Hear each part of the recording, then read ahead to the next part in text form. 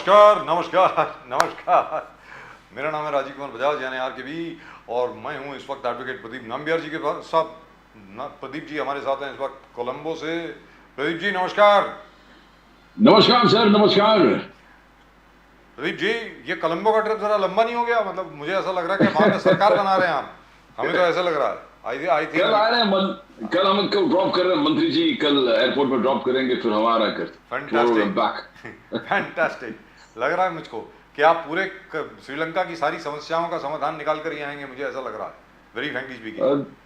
There was some deal, कुछ deal चल रहा था सर, बायलैटरल, उसी के लिए आए थे। Fantastic, absolutely fantastic. So when Pradeep ji comes back over here to Mumbai, he will give us details of what he has done in Sri Lanka, if those details are not too confidential. फिलहाल आप सब लोगों को वंदे मातरम, जय हिंद, जय महाराष्ट्र, जय भवानी, जय शिवाजी। प्रदीप जी और मैं इस वक्त नेशन नाउ पर। नेशन नाउ है हमेशा आपके साथ। Pradeep ji, so mister Sharad Pawar pulled that proverbial rabbit out of a hat and said that Supriya Sule and Mr. Praful Patel are the two working presidents. He's already given them their responsibilities. And Mr. Ajit Dada Pawar does not look to be too disturbed about it. Very No, strange. it's working as totally as planned that he will be the head of Maharashtra and Maharashtra will be controlled by him, but he doesn't understand that Sharad Pawar ji ने Supriya Sule को भी in charge कर दिया महाराष्ट्र का. So she will have a say in everything, ticket distribution, seat sharing, everything concerned with the elections. She will also be an equal, answerable person or questionable, a part of the team, yes, part of the main team, leadership team. So he's created two power centers. बिल्कुल sir, बिल्कुल. Because Praful Patel sahab, if I know him, I mean, and I know him and we know him quite well, he never confronts anybody. He does not believe in any confrontationist attitude. But actually speaking, neither does Supriya Sule, because from whatever I have never met Supriya Sule ji. We have spoken to her on the phone. But from whatever we know about Supriya Sule, she is also not a very aggressive or confrontationist type of individual, unlike Mr. Ajit Dada Pawar. So I don't know how that will work as far as Maharashtra is concerned. Ajit Pawar has always been the organizational man. He does all the work, wherever it's concerned, whether it's the rough talking, the smooth talking. Supriya Sule has been very nice and cordial to everybody. She knows Pawar Saab has the ultimate hand, everything is in Pawar Saab's hands, Sharad Pawar's hands. So she's not bothered much about it. And as long as things are fine, going on towards Sharad Pawar takes everybody into confidence in the family, Yeah. and the family doesn't break up, she's okay. I mean, she knows she's a heir to the throne. That's right, and I don't think Ajit Dada Pawar is going to like that very much. But at the end of the day, I suppose everybody has to defer to Mr. Pawar's wishes. As long as he's there, nothing else works. Yes, yes. and his citadel or his fortress is Maharashtra. अब वो सुप्रिया सुले जी को वो क्या पंजाब और हरियाणा वगैरह वगैरह का कुछ बना दिया है, तो मतलब वहाँ पर प्रफुल्ल पटेल जी को और भी दिए, मध्य प्रदेश क्या, और नरेंद्र वर्मा जी, your friend Narendra Verma has got the entire northeast, sir, total. Yes. What is he going to do in the northeast? I wonder. I mean, yeah, it is effectively the NCP's. I think NCP's desperate attempt right now. The word desperate is not really correct. NCP is trying very hard to regain its national status, which it lost. So, which is why they're trying to go to the northern states, to the northeastern states, and so on. Ji Pradeep ji. Even the national vote share is around 1.5% where NCP is concerned. So they have to do something, and Mr. Pawar is trying his best to do, Sharad Pawar ji is trying his best to do something or the other, so that he's always in the news. The entire thing was taken to Delhi, and from the Delhi the announcement took place. I mean, everything that he does is to see that some good happens to NCP, and NCP is recognized in the national platform. And he knows, and Supriya Sule is secured. Yes, exactly, sir. Exactly. Because if you see this, apart from giving the portfolio post to everybody, he took on the BJP, saying that BJP is not taking care of the minorities. They're scaring the minorities. the Dalits, the OBCs, the SC, ST, Mahila, and Alpasankyak are unsafe. Now, he has pitched a man very well, knowing that these votes, the Congress is planning exceedingly well to take these old votes back to the Congress.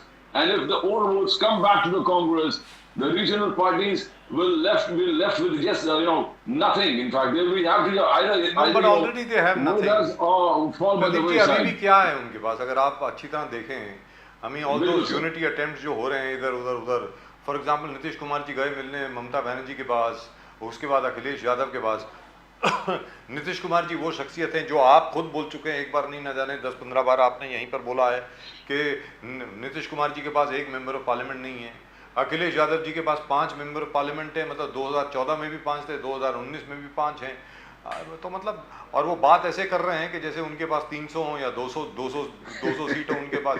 मतलब ये क्या है, मेरी समझ के बाहर है। आप खुद सोच के बताइए कि साहब बिहार के अंदर क्या नीतीश कुमार जी ममता बनर्जी को कोई सीट देंगे क्या?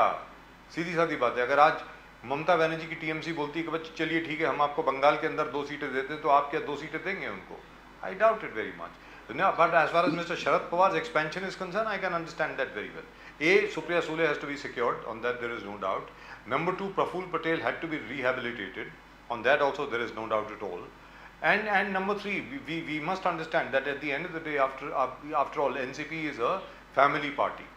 शरद पवार के आसपास जितने भी लोग थे वही लोग एनसीपी में आए, और आज की तारीख में राष्ट्रवादी कांग्रेस पार्टी जो है पूरी भरसक कोशिश कर रही है अपना पूरा वर्चस्व बचाने के लिए और एक्सपेंड करने के लिए। महाराष्ट्र में तो उनका जो वोट शेयर है वो है ही, उसके साथ कोई आर्ग्यूमेंट नहीं कर सकता है। But to expand to other places they need some vote share from somewhere so that at least they can expand a little bit. Sir, if you see the entire जिस प्रकार का ड्रामा चल रहा है, नीतीश कुमार बिहार में सबका होगा, यानी ऑपोजिशन यूनिटी का जो मशाल लेके वो जाएंगे बिहार से होगा। लास्ट टाइम तो कांग्रेस somehow they एक्सक्यूज करके निकल गए थे वह। I don't think it is because Rahul Gandhi was not there, Mallikarjun Kharge was there. Why will मेरा basic thing है कि why will the Congress go and have a meeting in Bihar for opposition unity when Nitish Kumar is doing all the handwork and trying to project, because Nitish Kumar is ambitious. Nitish Kumar is not that he wants a Congress, because Sharad Pawar ji आज भी बोल रहे हैं कि we will not talk with the Prime Minister. So why should Congress go in such a kind of a congregation where there is nothing for them? Because as it is, जो Muslim vote है आज के तारीख में, they are moving slowly towards the Congress, and all the political pundits are accepting the very fact that 14 to 20% Muslims votes are going to go to the Congress. Because but even over there, I am not so sure, very frankly speaking, because at the moment the Congress seems to be delighted at their performance in Karnataka and what they are doing in Rajasthan and Madhya Pradesh and elsewhere. But as we discussed yesterday, you see the BJP is in a very, very good position. आप अगर आज बहुत ज़्यादा दिख जाते हैं minorities की तरफ, बहुत ज़्यादा मुसलमानों की तरफ अगर आप दिख जाते हैं, तो you are also consolidating the Hindu vote. हर जगह पर हिंदू वोट का कंसोलिडेशन होगा, फिर आप क्या करेंगे? Let's be very clear, as far as the Congress is concerned, it's a Hobson's choice for them. What do they do? And even as far as if you remember, we had Mr. Shinde right here, Subhash Shinde साहब हमारे साथ थे, वो वंचित अगाड़ी के। बिल्कुल जी। उन्होंने क्या कहा कि भाई जो मर्जी सरकार हो, कांग्रेस हो या बीजेपी हो, हम लोगों को तो पिछना ही है। जहाँ तक हम लोगों का सवाल है, for us both are the same. जहाँ तक भले कांग्रेस हो या कांग्रेस के राज में, आफ्टर ऑल जो खैरलान जी कांड हुआ था प्रदीप जी, वो कांग्रेस के राज में हुआ था ना। Exactly. और उसके अलावा न जाने कितने और हुए हैं। आज की तारीख में it is all right for mister Mallikarjun खड़गे to say that there has been an increase by 29% from 2013 till today in crimes against SCs, STs, minorities and women. But the fact is, if you go back, it isn't as if it has gone any lower. It is more or less the same. It just so happens that the plan of the Congress pan India and down to the world level, you need to appreciate that they are doing fantastic. The Jodo started on the Jodo Yatra, then there are various small ward level activities, going and meeting the people at their homes. Now again Rahul Gandhi is taking Jodo Yatra. So they are working. Whenever he goes out, he goes in a planned kind of an event. It's a planned and staged event where he'll go and he'll raise these issues and especially the issues of minorities. Yes, UK, when he went to UK, he took on the issues of minorities. He went to US, But he took where, on the issues I'll of tell you very minorities. frankly speaking, just strictly between you and me, it is all right to spread the delusion, the illusion about minorities being persecuted. Hindustan में अगर आप देखें 2014 से लेकर के अभी तक Pradeep ji, you know, both of us have been in journalism now for a long time. We have seen the kind of communal riots which used to take place earlier. Not one single major riot has taken place anywhere in the country, barring Manipur. Manipur is the only state where Meitei Christians have been targeted in a BJP ruled state. उसके अलावा अब तक Bharatiya Janata party के कार्यकाल में कोई भी बहुत बड़ा सांप्रदायिक दंगा नहीं हुआ है 2014 से लेकर के अभी तक. So I think that's a major thing. That's something which the Muslim community has to work out for themselves. So at the moment from the BJP, let's ask her. We've got Prerna Honrao ji with us. Prerna ji, namaskar. नमस्कार नमस्कार नमस्कार. राजीव बजाज बोल रहा हूँ nation now से. मेरे साथ प्रदीप नंबियार जी भी हैं कोलंबो से और प्रेरणा जी हैं. I think where are you from madam at the moment? Are you in Nashik? Are you in Nagpur? Where are you? Latur Latur Latur अच्छा, यू आर इन लातूर. नमस्कार Yes. जी. अच्छा प्रेरणा जी, ये Yes. बताएं कि आज की तारीख में जैसा प्रदीप जी अभी बता रहे थे और बाकी सब लोगों ने भी बताया है, बार बार भले वो कांग्रेस हो, भले वो नीतीश कुमार हो, भले वो आदरणीय सम्मानीय ममता बनर्जी हों, हर एक कोई ये बोल रहा है कि भाई मुसलमानों के खिलाफ जो है बहुत बहुत अत्याचार हो रहा है, ना जाने क्या कुछ हो रहा है. Bharatiya Janata party is not looking after all the Muslim जो हैं वो तकलीफ में हैं वगैरह वगैरह. राहुल गांधी जी जहाँ भी जाते हैं वो यही राग रोते हैं. तो क्या मतलब बीजेपी क्या असल में मतलब मुसलमानों के खिलाफ काम कर रही? मुझे तो नहीं दिख रहा है, शायद आपको दिख रहा हो. जरा आप बताएं प्रेरणा जी. क्या है Rajiv ji, ji. We have successfully completed 9 years of Modi government. Yes. और ये 9 साल इतने शानदार और अच्छे रहे. 9 साल बेमिसाल. यस, बेमिसाल 9 साल रहे. जी. इन 9 सालों में भारत में ऐसा कोई भी वर्ग नहीं है जहाँ पे मोदी सरकार पहुंची नहीं है.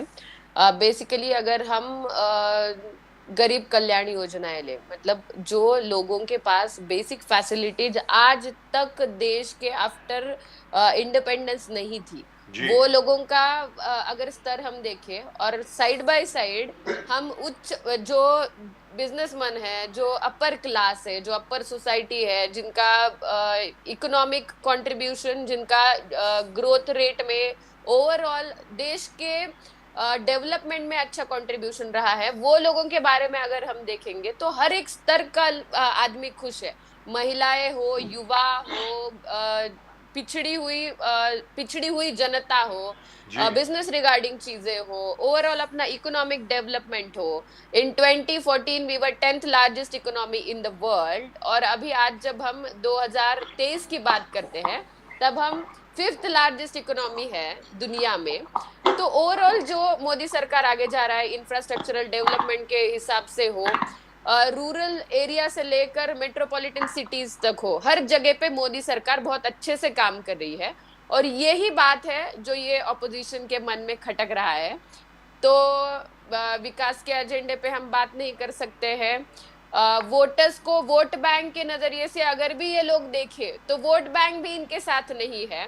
2014 में मोदी जी आए, उससे ट्रिमेंडस विक्ट्री लेकर वो 2019 में आए हैं, और 2024 के लिए उनको ऑपोजिशन को ये जो सब दिख रहा है, तो उस विषय पे हम पॉजिटिव एजेंडे पे बात नहीं कर सकते हैं. तो लोगों में धर्म को लेकर, जाति को लेकर कंफ्यूजन क्रिएट करें और उसका एजेंडा पॉलिटिकल एजेंडा बनाएं, यही मंसूबे इनके हैं और इसको लेकर ये चल रहे हैं.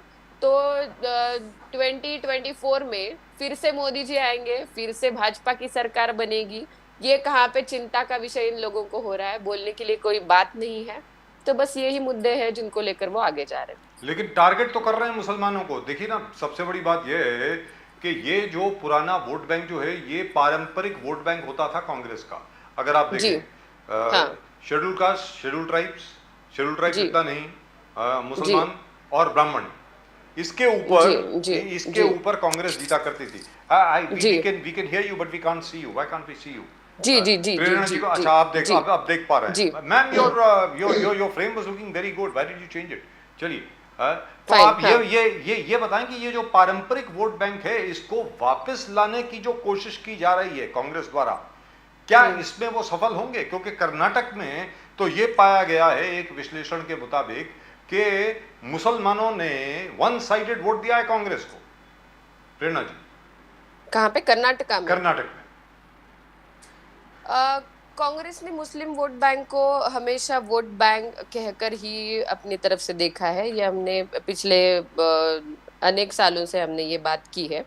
अभी इलेक्शंस होता है तो कभी हार कभी जीत, ये सारी चीजें चलती रहती है। तो मुझे ऐसा लगता है कि किसी धर्म को लेकर एजेंडा करने से बेहतर है कर्नाटका में जो भाजपा के लिए कांग्रेस को जो विक्ट्री मिली उसको लेकर वो बहुत पॉजिटिव एजेंडा पे काम कर सकते हैं, लेकिन वो उस तरीके से नहीं जा रहे हैं। वहां पे किन वजह रही उसके हिसाब से भारतीय जनता पार्टी अपना चिंतन करेगी। लेकिन Muslim vote bank, Hindu vote bank, ये सारे विषयों को लेकर मुझे लगता है कि ये राजनीतिक मुद्दे नहीं है। मुस्लिम वोट बैंक और हिंदू वोट बैंक भी सारे वोटर्स ही, मोदी जी ने सबको अपनी तरीके से ही देखा है। कर्नाटका गवर्नमेंट ने कभी धर्म को लेकर काम करने का इच्छा वहां पे नहीं जताई थी पिछली बार भी, लेकिन जो अलग मुद्दे थे उसको लेकर चिंतन होगा।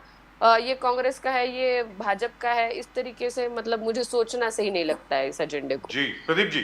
प्रेरणा जी, इस चीज को आप नजरअंदाज नहीं कर सकते। राहुल गांधी देश के बाहर यूके में चला गया था और यूके से जिस प्रकार से उसने कहा लोकतंत्र खतरे में, minorities are being targeted, opposition is being targeted, judiciary is being intimidated, और उसका पूरे कांग्रेस के रैंक एंड फाइल ने यहाँ पर एक ऑर्गेनाइज तरीके से उसको प्रोजेक्ट कर लिया। आज देखो कर्नाटका जीत गया, आज यूएस में गए थे, यूएस में भी यही उठाया कि माइनॉरिटीज आर बीइंग टारगेटेड। और apart from all this regular thing, उन्होंने कहा कि जो बोलते थे हमेशा कि ऑपोजिशन टारगेटेड, जुडिशरी इंटिमिडेटेड, तो डेमोक्रेसी इन थ्रेट, लोकतंत्र खतरे में। बट एडिशन में उन्होंने कहा कि ये राज अभिषेक जो मोदी जी ने किया पार्लियामेंट में वो ठीक नहीं है, और मैं नहीं झुकता था, मैं कभी इस तरफ उसके झुकने स्पिरिचुअल ऐसे चले जाके उसमें लीन नहीं हो जाता था। मैं नहीं झुकूंगा मोदी जी जिस प्रकार से झुकते थे। तो और उसके बाद इस बार महाराष्ट्र में एक, हम यही बोले कि पैटर्न है, मगर कुछ ना कुछ हो ही रहा है जिसमें माइनॉरिटीज, आज शरद पवार जी बोले कि minorities under threat, OBC under threat, SC ST under threat, Dalit under threat. तो एक पैटर्न चल रहा है जहां जो वोट्स को पोलराइज कर लेगा, तो एक पैटर्न चल रहा है, इसको बीजेपी नजरअंदाज नहीं कर सकता। प्रेरणा जी Right, I think we've got a problem as far as the guest is concerned. I think we should be back in just a little while. There seems to be a bit of a network problem over there. I thought there was no network problem. I think there was just a frame problem. But in any event, Pradeep ji, what you said is I'm sure the BJP think tank would be taking a look at it. I think officially it is all right to say that, hey, listen, we don't look at various communities as vote banks, but the fact is they do. Let's be very clear. Let's be very. It's politics. Politics. Everybody is calculating their vote share as per. अरे भाई देखिए ना, योगी आदित्यनाथ जी ने क्या किया है उधर उत्तर प्रदेश में, जो पूरा ओबीसी वोट बैंक था एक जमाने में जो समाजवादी पार्टी की तरफ ड्रिफ्ट कर गया था, और जो शेड्यूल कास्ट वोट बैंक था जो बहन मायावती जी की तरफ था, उसमें से भी उन्होंने अलग अलग जातीय सब ग्रुप्स निकाले, and today they are voting for the BJP. तो exactly. so they really will have to work very hard as far as the BJP is concerned. The way the Congress is going about it in a very systematic, targeted fashion. And over here, there's one thing which is very important. The somehow or the other, the Congress is now starting to play upon the subconscious fears of the Muslim community, which they've always had since partition. जो भी हिंदुस्तान में रह गए हैं. So you are playing upon those fears, and you are saying, hey, listen, once again the Congress is back with its whole theory. We are the only people who can save you. वो सामने Bharatiya Janata party का जिन खड़ा है, देखो साहब, राक्षस खड़ा है भारतीय जनता पार्टी का, जिन ने जिन खा जाएगा तुमको, अकेले कांग्रेस है जो बचा सकती है तुमको. I think they have worked out that formula which has worked since the time of Mrs. Indira Gandhi. Pradeep ji. Sir, Congress today is working as a very fantastic organized unit. They are cohesive, they are organized, they are all together, and the teamwork is absolutely, you can see for itself. And everything is being planned so well for Rahul Gandhi that whatever he speaks, wherever he speaks, the entire rank and file and the organized team takes it down to the last level, the ward level, the booth level, and the entire Congress rank and file, moves in that particular direction towards what they want to achieve. And the Jodo Yatra ho, yeah, Rahul Gandhi just. So, I think Prerna ji is back with us. I think Prerna ji is back with us. Prerna ji, I think you are back with us. जी, नमस्कार. Yes, नमस्कार. जी देखिए, जहाँ तक के कांग्रेस का सवाल है, मैं यही बात कर रहा था कि जहाँ तक कांग्रेस का सवाल है, मुसलमानों में जो इनहेरेंट फियर थे, जो अल्पसंख्यकों में जो जान करके एक डर का माहौल पैदा किया जाए कि देखो ये संगी है भाई, राक्षस है, जिन्ने खा जाएंगे तुमको, अकेले हम बचा सकते हैं तुमको और कोई नहीं बचा सकता। ये फॉर्मूला जो है, जैसा प्रदीप जी अभी बता रहे थे, इंदिरा जी के वक्त से आज तक चल रहा है। अभी पिछले 10 साल में नहीं चला, 9 साल में वो नहीं चला है, क्या अब चलेगा? प्रेरणा जी बताएं। राजीव जी, मुझे आर्य चाणक्य जी की एक कथा याद आती है। जब धनानंद के साम्राज्य पर संकट आया था, तब उनके महामंत्री कह रहे थे कि ये देश का संकट है, ये देश पे आया हुआ संकट है। आर्य चाणक्य ने उस वक्त जवाब दिया था, ये देश का संकट नहीं है, जो पारंपरिक तरीके से राजगद्दी आपको मिलती चली आ रही है, उस पे जब संकट आता है तब आप उसका नाम देश का संकट रखते हैं। ये देश का नहीं है, ये धनानंद के ऊपर आया हुआ, उनका जो जिस तरीके से अनन्वित अत्याचार लोगों पे होते हैं, उस विचारों पर, उस एडमिनिस्ट्रेशन पर आया हुआ संकट है। ये देश का संकट नहीं है। कांग्रेस ने आज तक इतने सालों में जो राज किया है, गरीब को और गरीब बनाओ, पिछड़ों को और पिछड़ा रहने दो, माइनॉरिटीज को हर हमेशा उनकी कोई भी जरूरतों को हम पूरा नहीं करेंगे, लेकिन उनके बस पे ही हम राजनीति करने के सपने देखेंगे। ये आज तक इन्होंने देखा, देश में इतने साल यही चलता आया, लेकिन लोगों ने ये सारे हिडन एजेंडे देखते हुए मोदी जी का नेतृत्व जब गुजरात से देश की तरफ मतलब प्रधानमंत्री मोदी जी बन रहे थे, तब यही सारे लोग उनके पीछे चट्टान की तरह खड़े रहे और मेजॉरिटी से मोदी जी को चुन कर दिया। तो अभी भी इनको ऐसा लगता है कि वही चीजें बार बार चलेगी, इनके पास कोई पॉलिटिकल एजेंडाज नहीं है, तो यही बातें हो रही है और ये बिल्कुल सक्सेसफुल नहीं होगा। हमने पिछली बार भी देखा है, स्टेट्स में इलेक्शन होते हैं, उनके एजेंडाज अलग होते हैं, नेशनल पॉलिसीज अलग तरीके से चलती है। कर्नाटका में जो हुआ उसके बारे में भारतीय जनता पार्टी ने अच्छा वहाँ पे पिछले 5 सालों में परफॉर्मेंस किया था। जब सरकार आई तब से अब तक कहाँ पे कमी हुई उसका पूरा लेखा जोखा देखा जाएगा, लेकिन इसका इम्पैक्ट कोई ऐसे देखे कि अब ऐसा ही होगा तो ऐसा बिल्कुल नहीं होगा। हमने 2014 में 283 देखा, उसके बाद हमने 2019 में 303 देखा और अब हम 2024 में उससे आगे जाएंगे, 350 प्लस जाएंगे, 350।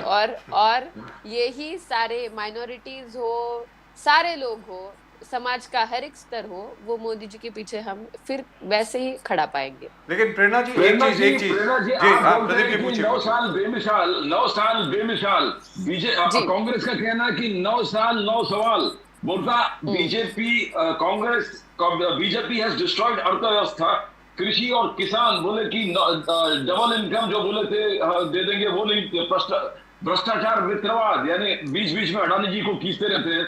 राष्ट्रीय सुरक्षा, चाइनीज बॉर्डर में उनका कहना है कि Modi ji has not come clean. सामाजिक न्याय, जो महिला, दलित, SC ST OBC अल्पसंख्यक, इस चीज असुरक्षित है। तो 9 सवाल में पूरे उन्होंने अर्थव्यवस्था से लेकर हर चीज को चैलेंज किया प्रेरणा जी। तो कैसे आप लोगों को कन्विंस कर पाएंगे?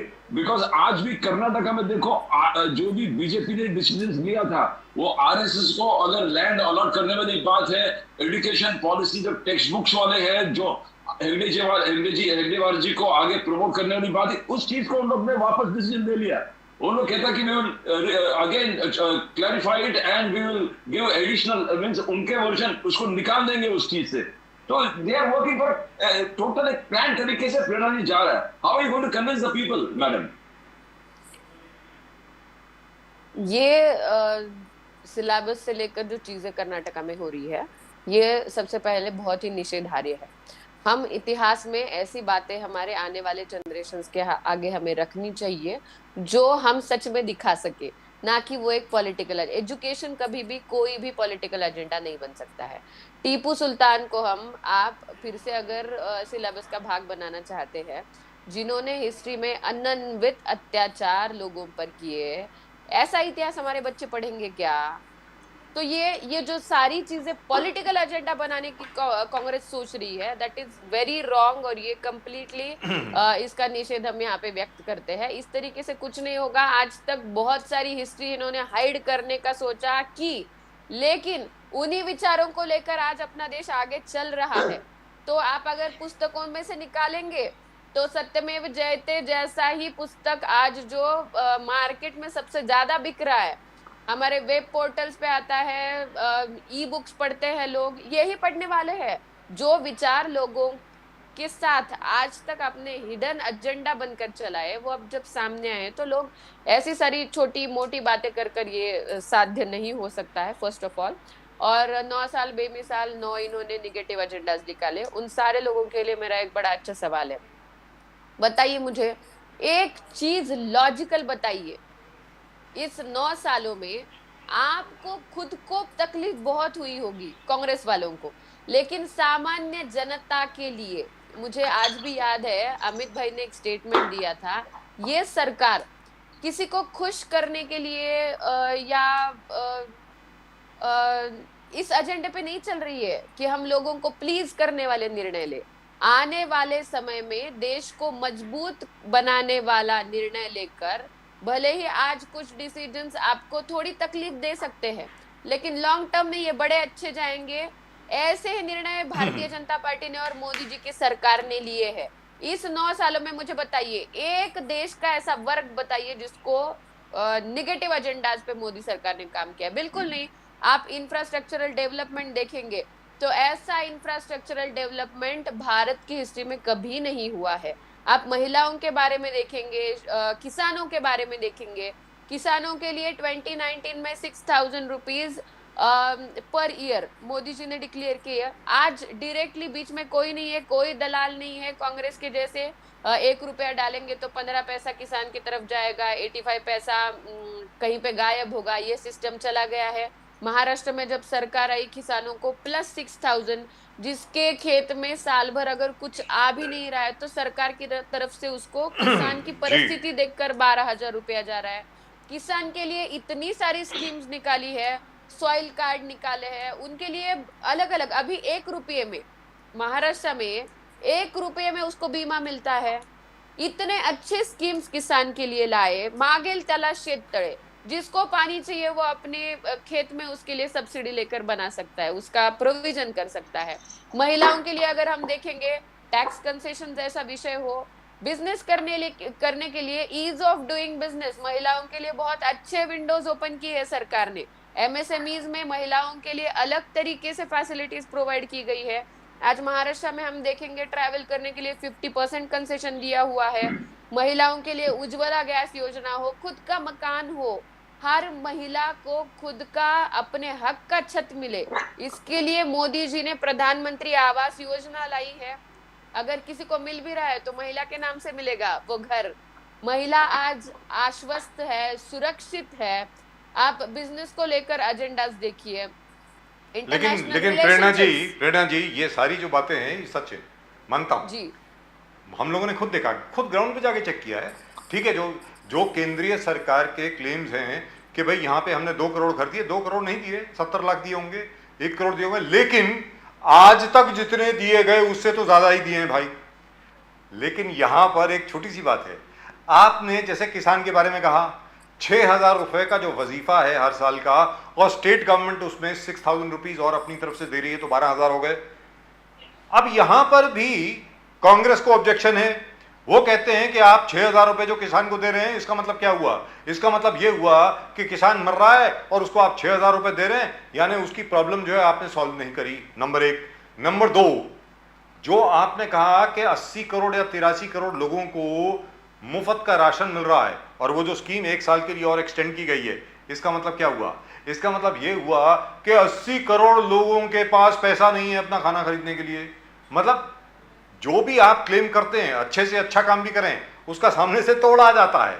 तो इसका आप मुकाबला किस प्रकार करेंगे? सवाल यह है मैम, बताएं। These are, Rajiv ji, these are poor minds. Yes. Poor minds है ये सारे।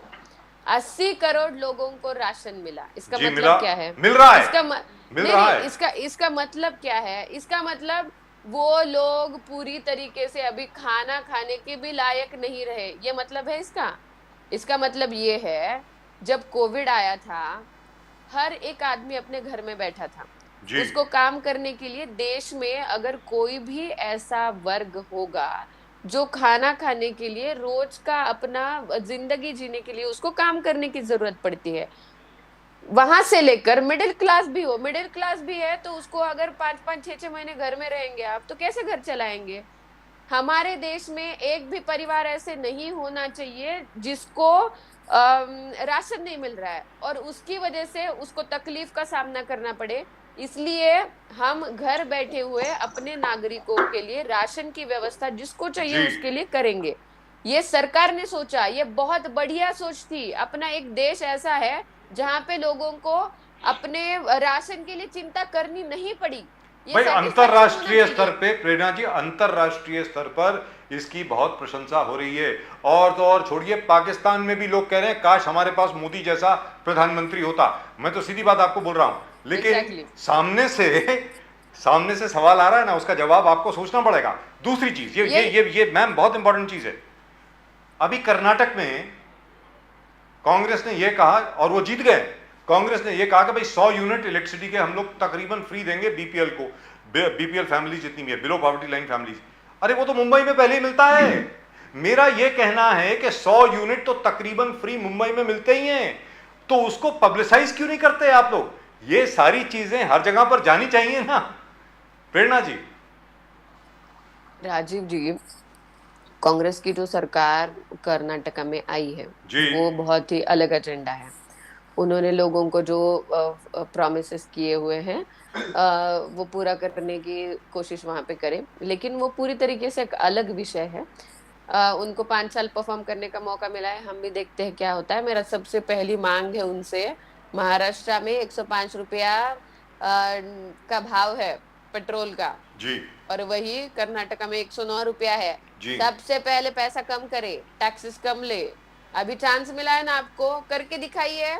मांग दूसरों को जब आप करते हैं, दूसरों के घरों में झांक कर आप जब देखते हैं, आपको राजस्थान में मिला है चांस परफॉर्म करने का। राजस्थान में भी आप 109 रुपये से पेट्रोल बेच रहे हैं, सबसे महंगा मैम। छत्तीसगढ़ पूरे हिंदुस्तान में सबसे महंगा है राजस्थान में। तो जो जहाँ पे आप परफॉर्म कर सकते हैं ना, आज कर्नाटका में अगर सरकार आई है आपकी, तो अभी परफॉर्म करके दिखाइए। जो मोदी जी से एजेंडाज इम्प्लीमेंटेशन की आप बात करते हैं, वो सब कुछ कर्नाटका में हमें करके दिखाइए। ऐसे फॉल्स प्रॉमिसेस करते हुए आपने कुछ लोगों को बनाया भी होगा आपकी तरफ से कुछ ड्यूरेशन के लिए, लेकिन ये सब अभी सामने आ रहा है। देखिए, महाराष्ट्र में हमारी सरकार आई, महाविकास आघाड़ी की सरकार थी, तभी पेट्रोल डीजल महंगा था, लेकिन यही लोग बोलते थे मोदी जी ने करना चाहिए, लेकिन इन्होंने नहीं किया।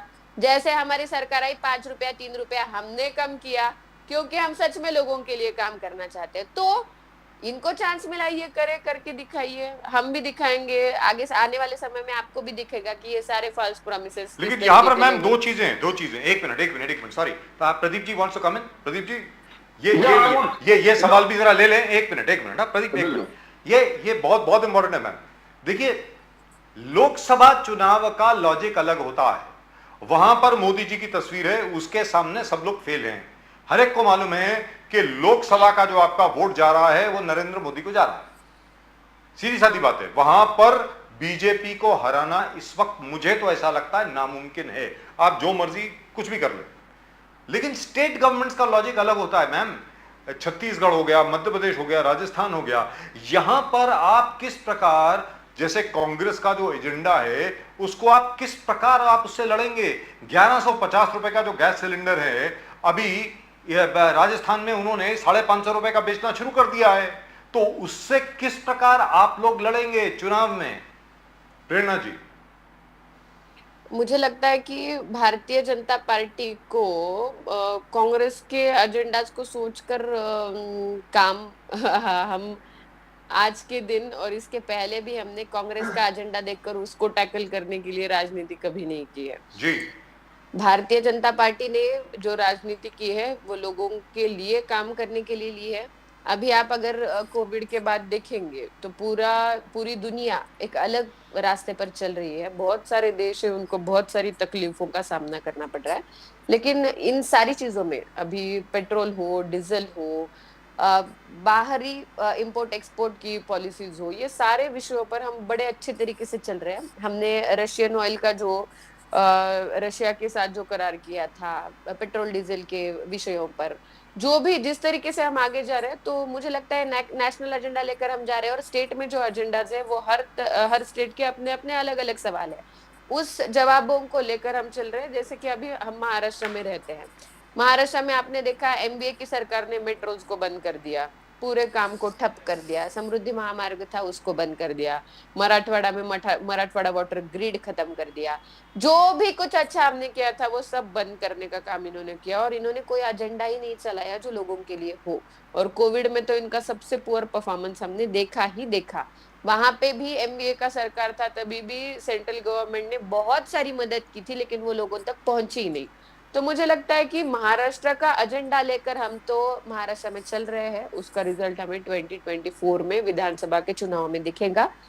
लोगों के लिए काम करना चाहते हैं। अभी बीएमसी का भी आपने आज टॉपिक यहाँ पे लिया हुआ है जी। बड़े अच्छे तरीके से हमने पिछली बार 82-84 ऐसा रेशो था, लेकिन हम सत्ता से दूर रहे 82 सीट्स होकर भी। इस बार शिवसेना के बहुत सारे एमएलएज जो पहली शिवसेना थी उनको छोड़कर अभी जो रियल शिवसेना है एकनाथ शिंदे जी की, उनके साथ चले गए हैं। हमने पिछली बार अपने बलबूते पे 82 सीट्स जीते थे, और अभी सब लोग साथ में लेकर हम बहुत अच्छे से एजेंडा चलाएंगे। ये स्टेट का एजेंडा है, ये लोकल एजेंडा है, ये लोकली ही चलेगा, लोकल सवालों को लेकर चलेगा। और लोकसभा के लिए तो आप जैसा कहते हैं कि लोकसभा का भी एजेंडा बहुत क्लियर है, तो स्टेट इश्यूज और नेशनल इश्यूज, ये दोनों इश्यूज को अलग अलग तरीके से लेकर हम स्टेट वाइज और नेशनल एजेंडा लेकर दोनों भी पैरेलली चल रहे हैं। प्रेरणा जी, उद्धव ठाकरे हो या शरद पवार जी हो, नाना पाटोले जी हो, उनका कहना है कि has the law and order collapsed. Sharad Pawar ji को थ्रेट आ रहा है, संजय राउत को लाइफ का थ्रेट आ गया, डेथ थ्रेट आ गया। उसके बाद हम लोग देखे कुछ दिन पहले कि औरंगजेब के नाम पे पूरे महाराष्ट्र के अलग अलग जिले में जिस प्रकार से एक वातावरण बना, एक टेंशन क्रिएट हो गया था। तो they are trying to share that look, Devendra Fadnavis is not capable and is not handling the home ministry very well, and the law and order situation in the state is very bad. How are you going to say that, Prerna ji? How are you going to justify it? Law and order का situation धोखे में है ऐसे ये लोगों को लग रहा है। हमने पिछली सरकार में देखा जितेंद्र रावत जी घर लेकर जाकर ऑफिशियल्स को कैसे मारते थे। हमने देखा पिछले गवर्नमेंट में क्या हुआ। इस गवर्नमेंट में ये बार बार क्यों हो रहा है? औरंगजेब की पिक्चरें लेकर लोग रास्ते पर घूम रहे हैं, ये इसी गवर्नमेंट में क्यों आ रहा है सामने? इसको कौन डिस्ट्रॉय करने की सोच रहा है? होम मिनिस्ट्री इन सारी चीजों को लेकर बड़े स्ट्रिक्टली इसका सब इन्वेस्टिगेशन कर रही है। ये 2-3 इंसिडेंसेस जो हुए वो इंटेंशनली किए गए, लॉ एंड ऑर्डर को प्रॉब्लम क्रिएट करने के लिए ही किए गए। कोल्हापुर में हमने देखा, हमने नगर में इस तरीके से देखा। ये अचानक से ये कैसे पैदा हुए, कहाँ से आए हैं, इनका एजेंडा क्या है? लॉ एंड ऑर्डर को अच्छी तरीके से ना चलाना देना और सरकार को प्रॉब्लम करना है, सामान्य आदमी को प्रॉब्लम करना है। इसका इन्वेस्टिगेशन चल रहा है। ये सरकार का फेल्यूर नहीं है, इसको अलग तरीके से समाज में रिप्रेजेंट करने के लिए कुछ लोग अचानक से पैदा हुए हैं। उनका ये एजेंडा हम ढूंढ के निकालेंगे और होम मिनिस्ट्री अच्छे से खबर लेंगे इन लोगों की। प्रेरणा जी, यहाँ पर ये चीज कही जा रही है कि कर्नाटक में जीतने के बाद कांग्रेस को ये लग गया कि उनका जो पारंपरिक वोट बैंक है उसको उनको वापस लाना चाहिए। आज की तारीख में मुसलमान वोट जो है तकरीबन 14 से 18% है हिंदुस्तान में, जो पॉपुलेशन है वो तकरीबन 24 करोड़ है। ये कहा जा रहा है और ये भारतीय जनता पार्टी के खुद के प्रवक्ताओं ने भी कहा है कि उनको शक इस बात का है कि कोल्हापुर में शायद कांग्रेस या ऐसे कुछ लोगों का हाथ हो सकता है, क्योंकि देखिए साहब, औरंगजेब की तस्वीर कौन लगाएगा आज की तारीख में? औरंगजेब की तस्वीर को डाउनलोड करके, उसको प्रिंट करके, उसका पोस्टर बना करके लोग कौन लेकर के जाएंगे? और वो भी कोल्हापुर में। कोल्हापुर ऐसी जगह है जहां तक आज तक कभी दंगा नहीं हुआ, जहां पर आज तक कभी कोई भी सांप्रदायिक तनाव नहीं हुआ। वो कम्युनल हार्मनी की एक बहुत बड़ी एग्जाम्पल है पूरे महाराष्ट्र में। वहां पर इस प्रकार का दंगा कराना, क्लियरली ये कोई डिजाइन है पीछे से। प्रेरणा जी, आप बताएं, आप व्यक्तिगत तौर पर क्या सोचती हैं इसके बारे में? इसको लॉ एंड ऑर्डर को प्रॉब्लम क्रिएट करना, यही एजेंडा इन लोगों का है। आपने जैसे बोला, कौन औरंगजेब के पिक्चर्स लेकर घूमेगा? कौन घूमेगा? जिसको इंटेंशनली अभी ये छत्रपति शिवाजी महाराज की भूमि है। छत्रपति शिवाजी महाराज के पराक्रमों को देखकर और उनसे सीख लेकर आज हम आज के दौर में आगे बढ़ना चाहते हैं। हम युवा इसी बारे में सोच करके राजनीति भी करना चाहते हैं, ताकि हम सोशल एस्पेक्ट, एडमिनिस्ट्रेशन, या सारी चीजों को छत्रपति शिवाजी महाराज से हमने सीखा है। औरंगजेब को कौन अपना आदर्श मानेगा?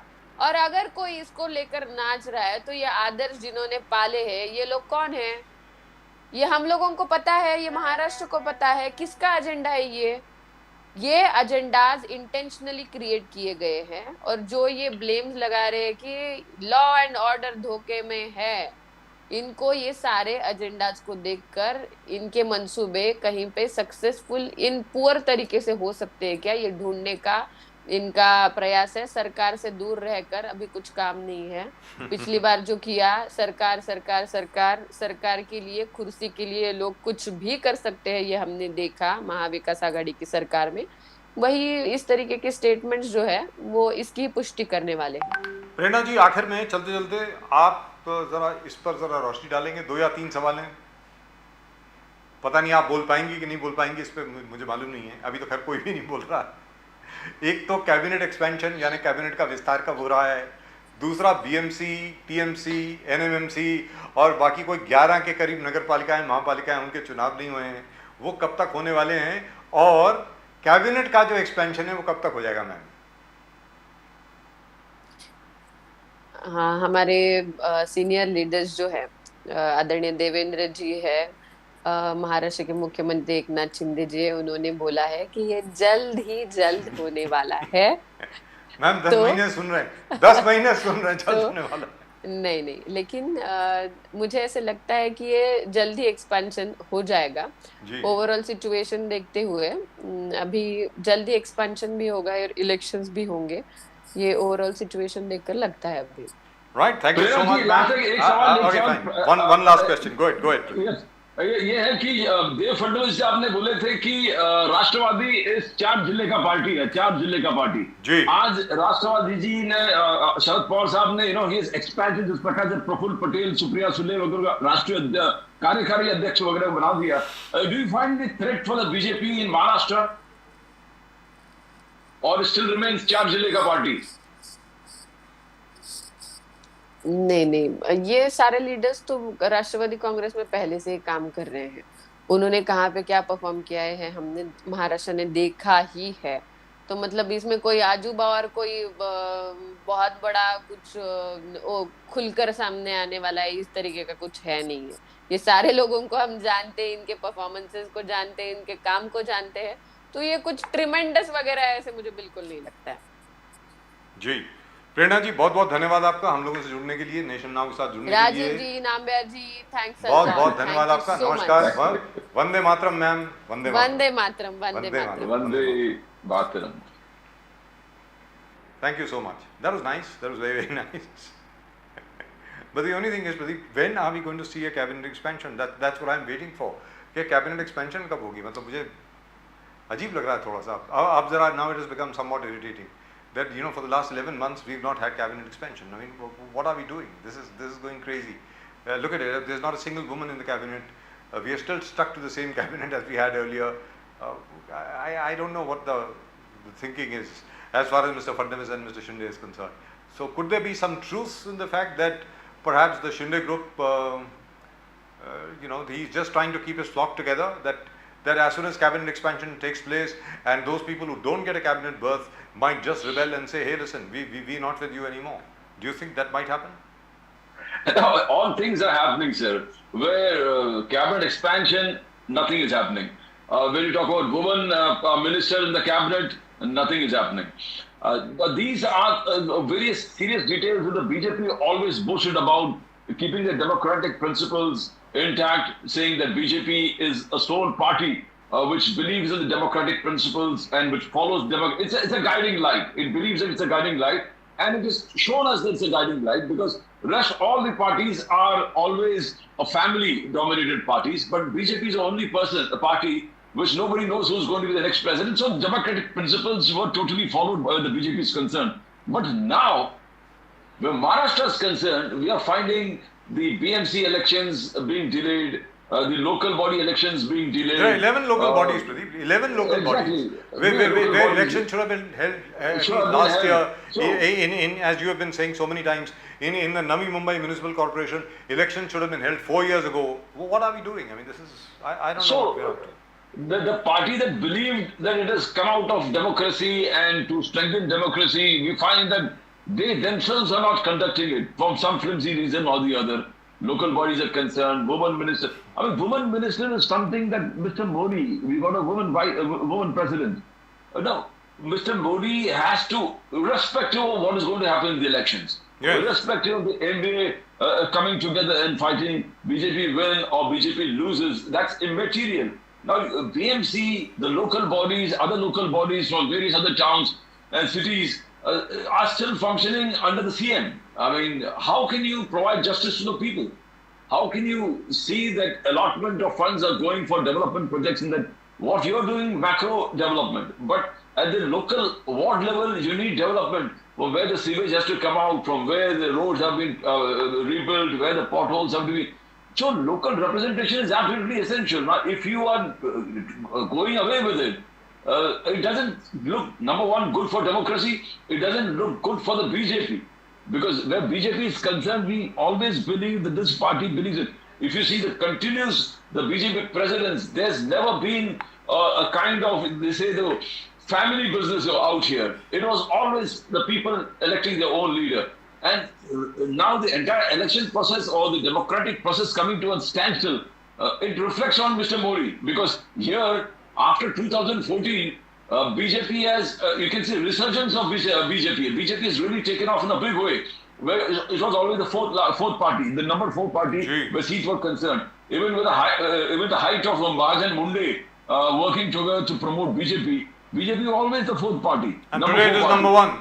It is number 1, and that is because of Mr. Modi. So whatever happens, nobody is going to blame the local leadership. They point fingers at Narendra Modi. That's all. And number 2, most importantly, Mr. Modi has always expressed his support for grassroots democracy.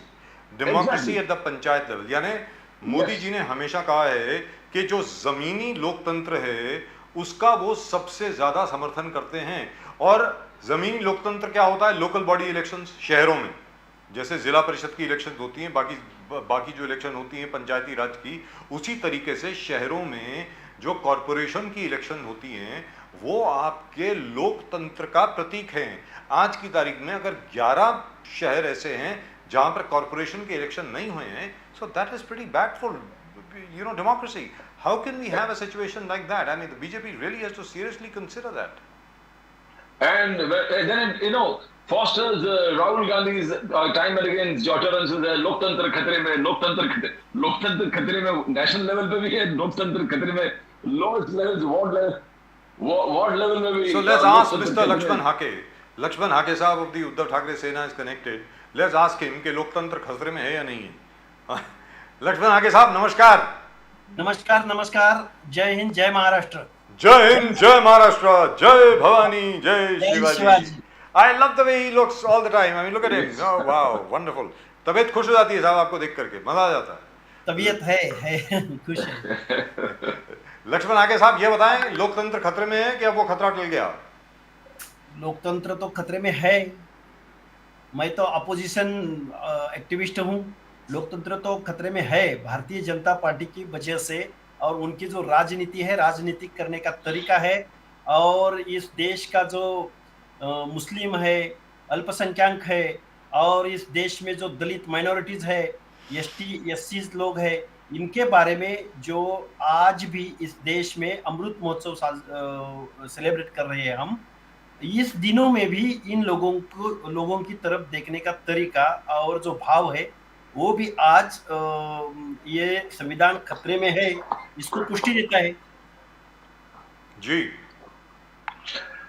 हाँ के साहब, हर party, Congress हो, कांग्रेस तो already चालू कर दिया है कि माइनॉरिटीज पे अत्याचार हो रहा है। राहुल गांधी विदेश में जाके, यूएस में जाके कहा कि minorities are being targeted, especially Muslims are being targeted.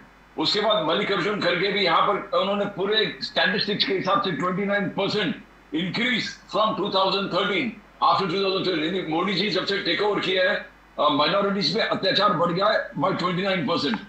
So what now the Congress is consolidating it. Congress अपना वोट्स कंसोलिडेट कर रहे हैं। आप उद्धव ठाकरे जी के साथ है, उद्धव सेना के साथ है, आप कैसे कांग्रेस, बिकॉज ये ट्रेडिशनल जो कांग्रेस के वोट्स है कांग्रेस के पास जाएगा। मुसलमान, ओबीसी, दलित, एससी एसटी, अल्पसंख्यक टोटली। तो हाउ व्हाट प्लान्स आप कर रहे हैं के साथ कि ये, बिकॉज आप नेटवर्क आपका बहुत जबरदस्त है, जो ओबीसी है, एससी एसटी है, दलित है, वहां आप लोग पहुंच, आपके आने के बाद उद्धव सेना में बहुत एक ताकत आ गया है। तो आप कौन से पॉलिसीज लेके जा रहे हैं? बिकॉज अभी तो ऐसे लग रहा है सिर्फ कांग्रेस ही काम कर रहा है।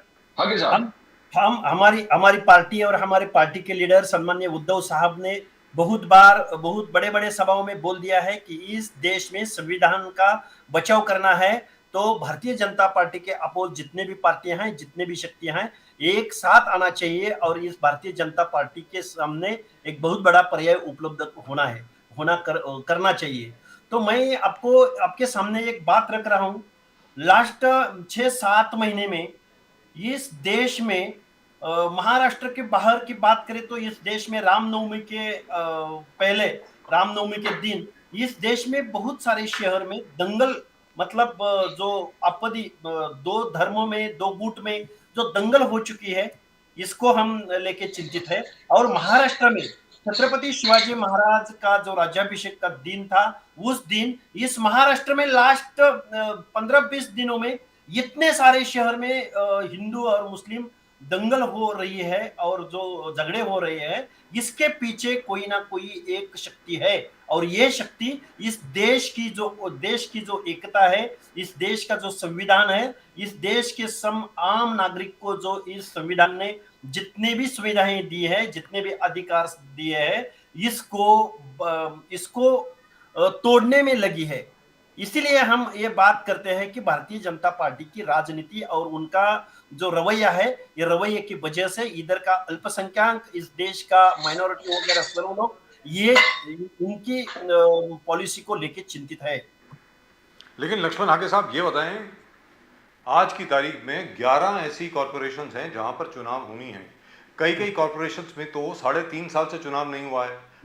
महाराष्ट्र में जी, जैसे नवी मुंबई म्यूनिसिपल कॉर्पोरेशन है, नवी मुंबई है, छत्रपति संभाजीनगर है, कोल्हापुर है, पुणे है, बहुत नहीं, मैं बता रहा हूँ जिनके जो 3 साल से जहां पर नहीं हुए चुनाव, वो छत्रपति संभाजीनगर, पुराना नाम औरंगाबाद, ये है। पुणे कॉर्पोरेशन है, बहुत बड़ी कॉर्पोरेशन है। पिंपरी चिंचवड़ है, कोल्हापुर है, और बीएमसी मुंबई की जो है वहां पे 1 साल से ज्यादा हो गया है। टीएमसी में भी 1 साल से ज्यादा हो गया है।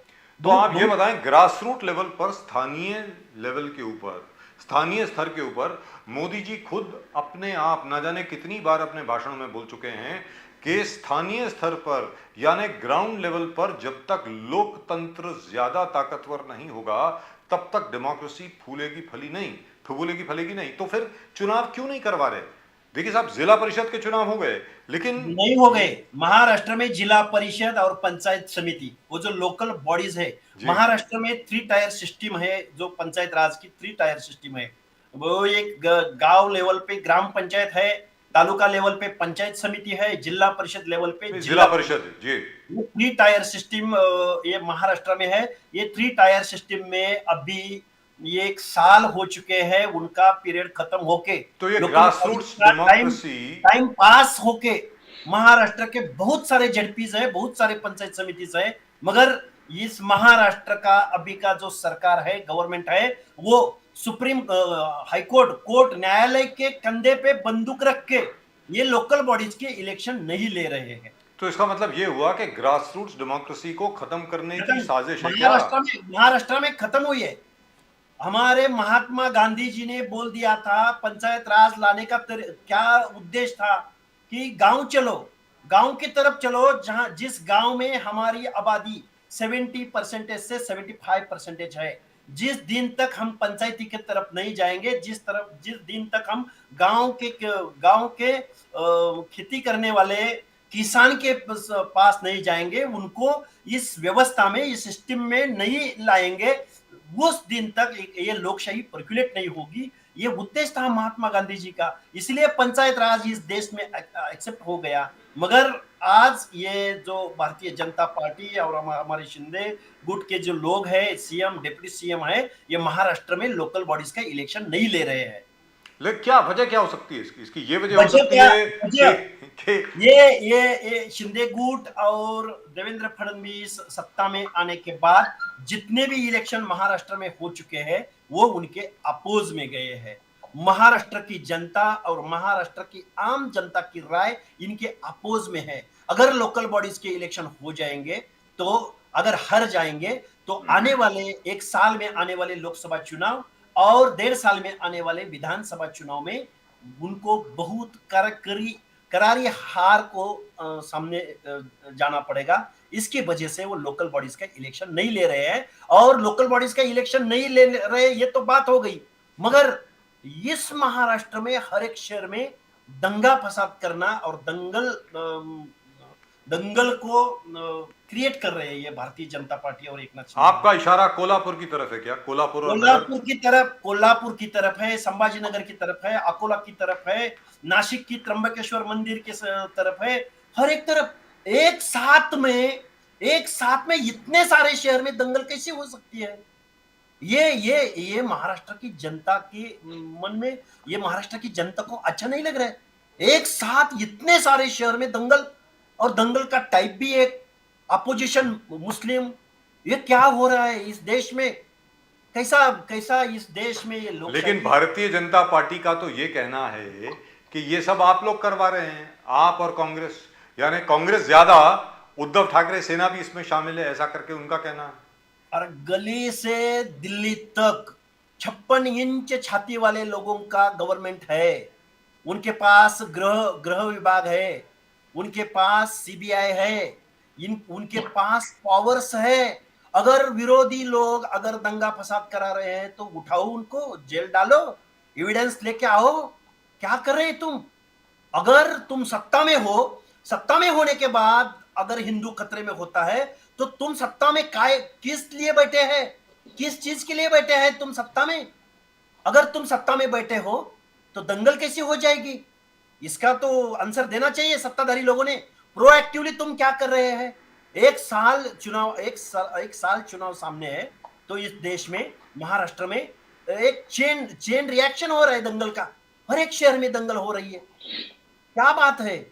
ये ऐसे कैसे हो सकता है? आपके मुताबिक क्यों हो रहा है? अपना विश्लेषण दें सर। मैं तो सीधा भारतीय जनता पार्टी का प्रोग्राम, भारतीय जनता पार्टी की राजनीति, चाहे गुजरात हो, चाहे पुलवामा इंसिडेंट हो, चाहे कर्नाटक का इंसिडेंट हो, चाहे महाराष्ट्र का इंसिडेंट हो, दंगल बनाना और पोलराइजेशन करना और हिंदू खतरे में है बोलना। अरे इस देश में बहुत सारी समस्याएं हैं। महिलाओं की समस्या है, गैस की समस्या है, पेट्रोल की समस्या है, डीजल की समस्या है, शासकीय निम शासकीय आस्थापनाओं का प्राइवेटाइजेशन हो रहा है। इस देश में महंगाई बढ़ रही है।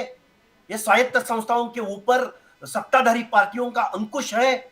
इसको अपोज करना चाहिए इस कांग्रेस ने, एनसीपी ने, शिवसेना ने। मैं उनका विरोधी गट का हूं, फिर भी मैं इन लोगों को बोल सकता हूं, बोल रहा हूं कि आप रास्ते पे उतरना चाहिए।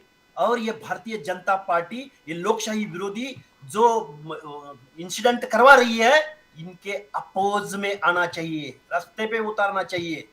नहीं तो इलेक्शन जीतने का, निवडणुकाओं को पोलराइजेशन करने का, हिंदू खतरे में है बोलने का, और निवडणुक जीतने के लिए एक अनुकूल परिस्थिति निर्माण करने का ये भारतीय जनता पार्टी का एजेंडा बहुत दिनों से है। लेकिन आप सब लोग ये बहुत देर से बोल रहे हैं, अकेले आप ही नहीं बोल रहे, कांग्रेस भी यही बोल रही है, एनसीपी भी यही बोल रही है। इनफैक्ट एनसीपी के लोगों ने तो यहीं पर इसी शो में आकर के आप ही की तरह यही बोला था, जैसे आपने भी बोला था 2 महीने पहले कि कोई बड़ी बात नहीं होगी कि ऐसा कुछ हो जाएगा, और असल में हो गया। इतना सब बोलने के बाद भी क्या लोग इस झांसे में आ जाएंगे लक्ष्मण हाके साहब? लोग हिंदुत्व बोल के, जो हिंदुत्व के ऊपर अगर दंगा फसाद हो जाता है तो पोलराइजेशन हो सकता है, हो जाता है, बहुत दिनों की बात है। 70 के दशक में एक जो बलराज मधोक नामक एक आरएसएस का लीडर थे, उन्होंने अनुच्छेद 21, 30 और अनुच्छेद 370 370वां कलम जो अल्पसंख्यकों को प्रोटेक्ट करता है, उनको कोई फैसिलिटीज प्रोवाइड करता है, चाहे वो शिक्षा के बारे में हो, चाहे कोई मुस्लिम पर्सनल लॉ के बारे में हो, इनके अपोज में ये भारतीय जनता पार्टी आरएसएस, इनकी जो विचारधारा है वो मुस्लिम धर्म के अगेंस्ट में, अल्पसंख्यकों के अगेंस्ट में उनका रवैया है, उनका पार्टी और उनके संगठन का बेस है। और उसके ऊपर वो हिंदुत्व बोल के 2 धर्म में तेड़ निर्माण करके सत्ता में जाने का उनका एक success agenda Bharatiya Janata party और आरएसएस का है। इस देश में अगर जिन्होंने जन्म लिया है वो ये देश का नागरिक है, अगर इस देश में उन्होंने जन्म लिया है, अगर इस देश का नागरिक है, तो धर्म हमारे घर के अंदर हो सकता है। मैं खुद कौन सा धर्म अपनाऊं, मैं कौन से धर्म को फॉलो करूं, ये मेरा खुद का रवैया हो सकता है, मगर मैं सार्वजनिक जगह पे मैं अगर आता हूं तो मेरा राष्ट्र प्रथम होना चाहिए। मैं इस भारत देश का नागरिक हूं, इस राष्ट्र का नागरिक हूं, और हमारे में जो एक मानवता है, जो एक दूसरे में जो एक भाईचारा है, ये प्रोटेक्ट होना चाहिए। तभी तो देश की तरक्की हो सकती है, देश का संविधान बच सकता है, देश की हर एक जातियों का जो हित संबंध है वो प्रोटेक्ट हो सकता है। लेकिन जिस बलराज मधोक की आपने बात करी, बलराज मधोक साहब आखिर तक भारतीय जनसंघ का झंडा लेकर के आखिर में परलोक भी सिधार गए, और तो छोड़िए जो आज का बीजेपी का नेतृत्व है उन्होंने ही बाहर कर दिया था बलराज मधोक साहब को, ऐसी बात नहीं है। तो उस बलराज मधोक ने भारतीय जनता पार्टी का नाम छीन लिया था, उनका सिंबल छीन लिया था। वो भारतीय जनसंघ में थे सर, बीजेपी में कभी नहीं आए, हमेशा जनसंघ में रहे। जनसंघ 3 बार। हाके साहब एक पैटर्न चल रहा है, बिकॉज बीजेपी का कहना देखो एक पैटर्न चल रहा है। राहुल गांधी जी यूके जाता है, वहां पर बोलता है अल्पसंख्यक minorities are the threat in India, judiciary is being intimidated, opposition is being targeted, और लोकतंत्र खतरे में है। और बहुत सारा चीज उनका रैंक एंड फाइल जो ऑर्गेनाइजेशन है कांग्रेस का जबरदस्त फॉलो अप काम यहाँ पर करता है, एंड कांग्रेस विंस कर्नाटका जोड़ो यात्रा के साथ। अभी यूएस गए, वहां पर भी यही कहा कि माइनॉरिटीज अंडर थ्रेट। वो हिंदुत्व से दूर रहते हैं, मतलब कि अभिषेक जो हो गया, और राज अभिषेक था पार्लियामेंट में नरेंद्र मोदी जी का, और सेंगाल का जिस प्रकार से मोदी जी ने झुककर ये कर दिया कि मैं कभी ये नहीं कहूंगा बट राहुल गांधी जी सबको मालूम है पहले किए थे, वो पूरे जनेऊ पहन के, टीका लगा के मंदिर घूमना। बट अभी जो स्टैंड कांग्रेस का ले रहा है और जो वातावरण देश में बन रहा है, polarisation of Muslim votes towards Congress के प्रति 14 से 20% मुसलमान के वोट, बिकॉज आज वही देखते हैं कि अगर बीजेपी को हराना तो कांग्रेस को हमको लाना पड़ेगा। तो सर बीजेपी का कहना कि ये पूरे मुसलमान और टीपू सुल्तान और जो भी चल रहा औरंगजेब, ये पूरा कांग्रेस और उनके गट यानी एमबीए वगैरह करा रहा है। आप डिनाई कैसे कर सकते हो हाके साहब? आपका क्वेश्चन क्या था लास्ट में? ये आप डिनाई कैसे कर सकते हो कि एमबीए कांग्रेस सब मिलके मुस्लिम कार्ड जो खेल रहे हैं अभी, मुसलमानों को भड़काना, जो भी अभी हो रहा है, चाहे औरंगजेब का होता हो या कर्नाटक में टीपू सुल्तान वाली बात हो, या गली गली में जिस प्रकार से मुस्लिम्स के खिलाफ टारगेटिंग हो रहा है, या तो जो इस हमारी व्यवस्था में, सिस्टम में जो दंगल, जो कायदा कानून हाथ में ले रहे हैं, जो लोग कॉमन मैन को हिंसा की तरफ लेके जा रहे हैं, उन सब लोगों को जो कायदा कानून हाथ में ले रहे हैं, उन सब लोगों को शिक्षा होनी चाहिए। हर कोई इलेक्शन का, निवडणूक का एजेंडा दंगल और कम्युनिटी और जात पात ये नहीं होना चाहिए, धर्म ये नहीं होना चाहिए। इस देश की जो कॉमन जनता है, इस देश का जो आम नागरिक है, उनके जो समस्याएं हैं, विकास है, शिक्षा है, हमारा संरक्षण का व्यवहार है, इसके ऊपर निवडणूक का एजेंडा होना चाहिए। कौन सी भी पार्टी ने ये पोलराइजेशन की बात नहीं करनी है, होनी नहीं चाहिए। आज हम देश का 75 इयर्स आबादी का मान रहे हैं, अमृत महोत्सव मान रहे हैं, हम हमारी समस्याओं पे कब उतरेंगे? लेकिन ये बताएं लक्ष्मण हाके साहब, जो प्रदीप जी ने आपसे पूछा वो सरल भाषा में ये है कि उधर राहुल गांधी की स्टेटमेंट आती है अल्पसंख्यक खतरे में, और यहां पर क्या होता है, त्र्यंबकेश्वर हो जाता है। इधर राहुल गांधी की स्टेटमेंट आती है अल्पसंख्यक खतरे में, और इधर क्या हो जाता है, कोल्हापुर हो जाता है, नगर हो जाता है, अकोला हो जाता है। तो क्या कोई पैटर्न नहीं है यहाँ पे? कोई आपको दिख नहीं रहा कि ये कोई पैटर्न है? पैटर्न तो है, इसकी तो मैं बात कर रहा हूं। बिहाइंड कर्टन तो चल रहा है। वो जो इलेक्शन सामने आ रहे हैं और इस देश में इस सरकार के प्रति जो सर्वेस हो रहे हैं, वो अपोज में जा रहे हैं, और इसकी वजह से हिंदू का पोलराइजेशन करना भारतीय जनता पार्टी का बेसिक एजेंडा है। और निवडणूक जीतना, सत्ता में जाना, ये एजेंडा है। ये डिफरेंट पार्टी थी कभी भारतीय जनता पार्टी का 80 का दशक देख लो, 90 का दशक देख लो, 2000 का दशक देख लो, उनका बेस ही वो है। इसलिए ये अल्पसंख्यक खतरे में है। क्योंकि खतरे में क्यों है?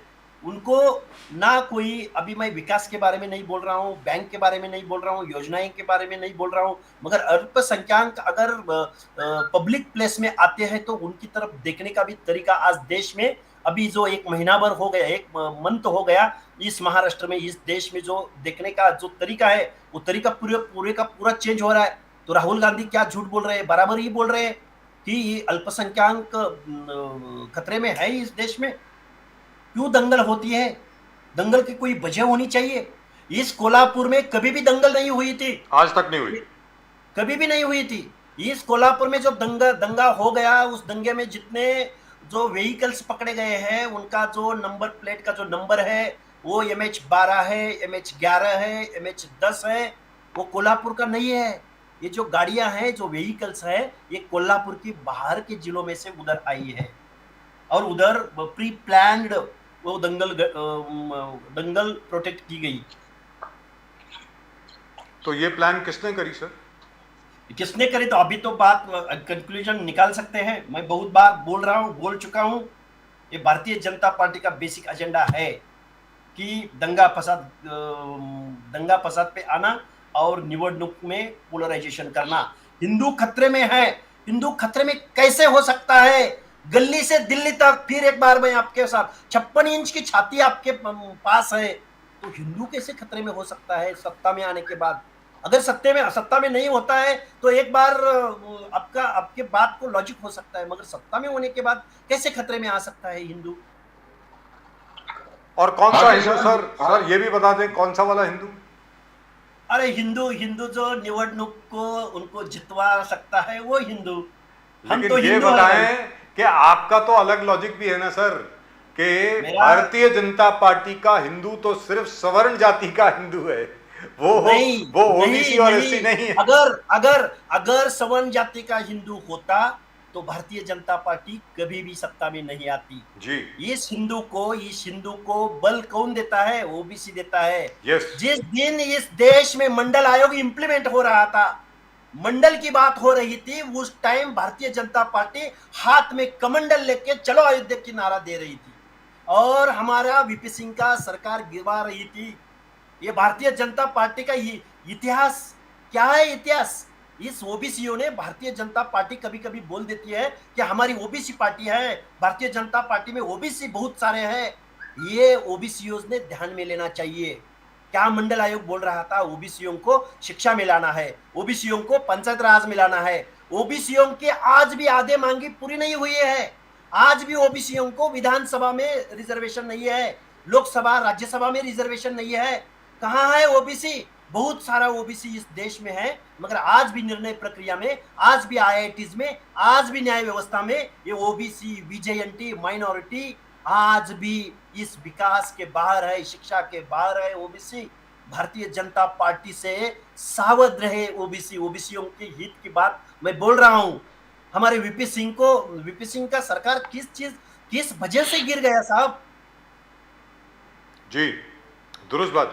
हाँ के साहब, मगर आप एक चीज समझाइए, उद्धव ठाकरे जी जैसे बीजेपी का कहना है कि हिंदुत्व से बहुत दूर चले जा रहे हैं, हिंदुत्व को आइडियोलॉजी को अपना ही नहीं रहे।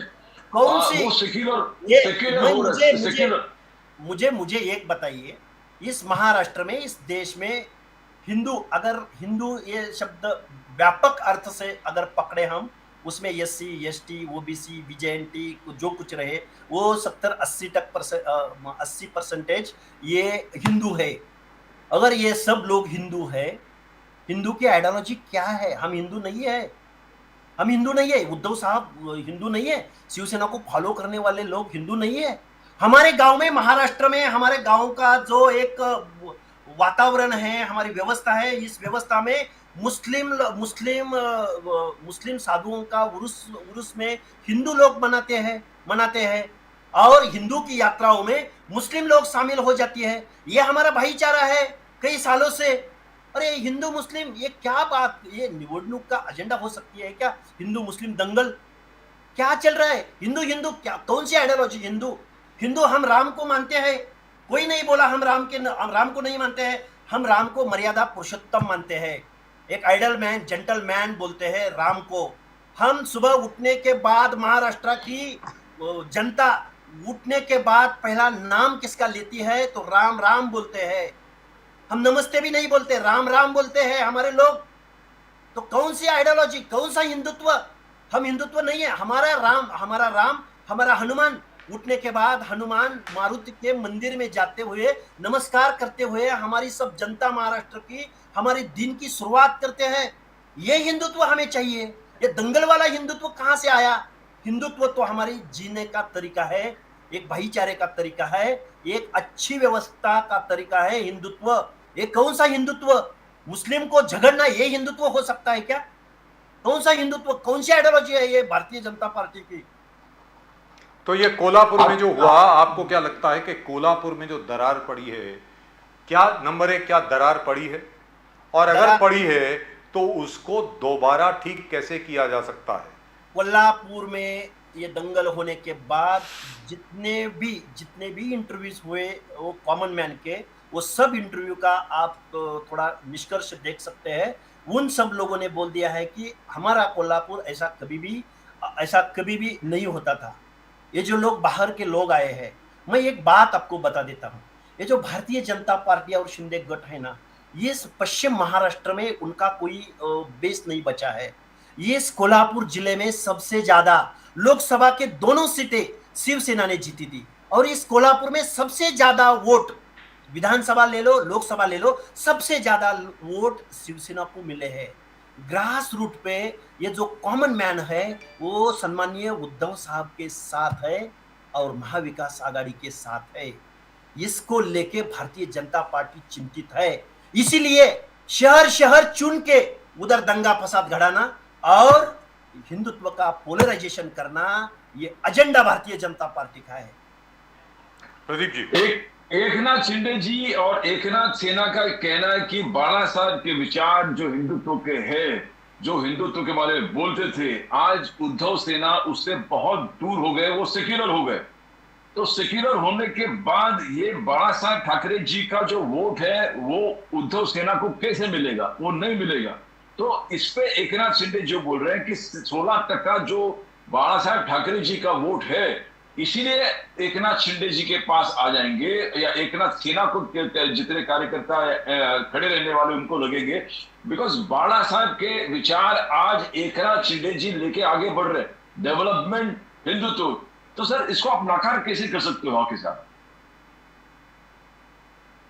एकनाथ शिंदे साहब ने और हमारे शिवसेना से बाहर होने के बाद एकनाथ शिंदे ने एक भी निवडणूक, एक भी इलेक्शन को सामने नहीं आई है, नहीं आई है, एक भी निवडणूक को, एक भी बाई इलेक्शन मुंबई में हो गया, बाई इलेक्शन पुणे में हो गया, 2 जगह पे इलेक्शन वो पदवीधर का हो गया, शिक्षक विधान परिषदों पे जो मेंबर्स जाते हैं उनका इलेक्शन हो गया। ट्राई कर दिया एकनाथ शिंदे साहब ने। 16% के बारे में बात करती है, कौन सी आइडियोलॉजी है एकनाथ शिंदे साहब के पास? एकनाथ शिंदे साहब को जितने लोग उधर गए हैं वो भारतीय जनता पार्टी एकनाथ शिंदे को बेटे हैं, वो डॉक्टर शिंदे, उनको भी वो लोकसभा की टिकट नहीं मिलेगी, ऐसा माहौल चल रहा है। आज उनका जजमेंट है, मैं मेरा इस्तीफा दे दूंगा। ये कौन सा एकनाथ शिंदे साहब कौन सी बात करते हैं, कौन सी आइडियोलॉजी है, कौन सा झंडा है उनके पास, कौन सा एजेंडा है उनके पास एकनाथ शिंदे साहब के पास? भारतीय जनता पार्टी और एकनाथ शिंदे साहब अभी कौन सा भी ये लोकल इलेक्शन होने दो, चाहे महाराष्ट्र में लोकसभा का इलेक्शन होने दो, ये पुणे की सीट है, ये बालू धानोरकर दो सीट बाई इलेक्शन होने वाला है लोकसभा का, मगर चुनाव को सामने नहीं जा रही है भारतीय जनता पार्टी और शिंदे गुट। ये क्या बात है? 9 साल बेमिसाल आके साहब, 9 साल बेमिसाल बीजेपी का कैंपेन है, गली गली पहुंचा रहे हैं वो कि मोदी जी का रिपोर्ट कार्ड आप हर घर में पहुंचाइए, और पूरे उत्साह से पहुंचा रहे। उसमें एक एक चीज आप पढ़ोगे, हम लोग एकदम कोई भी विश्वास नहीं करेगा कि मोदी साहब ने कुछ काम नहीं किया। नेशनल से लेके 5th इकोनॉमी, यूपीआई, राम मंदिर 360 370, surgical strike, Balakot strike, triple तलाक, स्वच्छ भारत, और जो अलोक आपने जितना भी काम आपने बोल दिया अभी, वो बालाकोट होने दो, राम मंदिर होने दो, और क्या कुछ बोले, इन सब चीजों का कॉमन मैन के जीवन पे क्या इन्फ्लुएंस है? एक बाजू को भारत की इकोनॉमी 5वें नंबर पे जाती है, और दूसरी बाजू को हमारा हैप्पीनेस, हमारा मानवीय मूल्यांकन का निर्देशांक, और जो तरक्की में जो विषमता है, इसका कोई स्टडी कर रहे हैं? इसका कोई जो व्यस्त प्रमाण है वो कोई तज्ञ बता रहे हैं? हमारे देश की जो गरिमा है, हमारे देश में जो इंटरनेशनल लेवल पे जो लोकशाही और हमारे देश की जो इमेज है, इसके बारे में कोई बोलेगा? वो जो कॉमन मैन है, उनको जो महंगाई बढ़ रही है इस देश में, नौकरियों के बारे में उसका कोई स्टडी है आपके पास? लेकिन यहाँ पर एक चीज तो बताएं सर, एक चीज तो है, बोलिए। 5वें नंबर पर आज की तारीख में भारत की इकोनॉमी है जीडीपी के मुताबिक, बराबर, और ये भी कहा गया है कि अगले 8 साल के अंदर नंबर 3 पर पहुंच जाएगी। ये भी कहा गया है कि बहुत ही जल्द हम लोग जर्मनी को ओवरटेक कर लेंगे, और उसके बाद जापान को भी ओवरटेक कर लेंगे। हमारे आगे सिर्फ यूएसए, चाइना रहेगा 8 साल के अंदर, 2031 तक मानते। लेकिन ये बताएं, डॉक्टर मनमोहन सिंह की जब सरकार थी तब भी उनके ऊपर यही आरोप लगाया जाता था that you have got jobless growth. आप 9% पे ग्रो कर रहे हैं, but you are not creating jobs. I think the same thing applies over here. तो यहां पर लक्ष्मण हाके साहब, बतौर एक विपक्ष के नेता की तरह ना सोचकर, आप एक भारतीय नागरिक की तरह सोचकर अपना विश्लेषण दें कि हमारे जो प्रधानमंत्री जी के आर्थिक सलाहकार हैं, उनको ये दिखता नहीं है क्या that this is actually jobless growth? Yes sir, मैं पार्टी आइडियोलॉजी छोड़ के मैं एक आम आदमी और एक जी बताएं सर की वजह मैं आपको ये एक बात आपके सामने रखता हूं। जी बताएं। जिस दिन पीवी नरसिंह राव सरकार ने खाजगीकरण, उदारीकरण, जागतिकीकरण, ये मराठी वर्ड है, खाजगीकरण, उदारीकरण, जागतिकीकरण, एक बाजू को ये खाऊजा धोरण इंप्लीमेंट कर दिया, इस देश में आ गया, जो इंटरनेशनल लेवल पे हमारा मार्केट एक्सपोज हो चुका। मगर उस दिन से इस देश में जो व्यापारी लोग है, जो ट्रेडिंग करने वाले लोग हैं, जो श्रीमंत है, जो भांडवलदार बोलते हैं उसे, भांडवलशाही देश बोलते हैं उसे, भांडवलदार की तरक्की एक बाजू को बहुत बढ़ चुकी है, मैं उसके आंकड़ेवारी स्टैटिस्टिक भी मैं अगले प्रोग्राम में आपको बता दूंगा।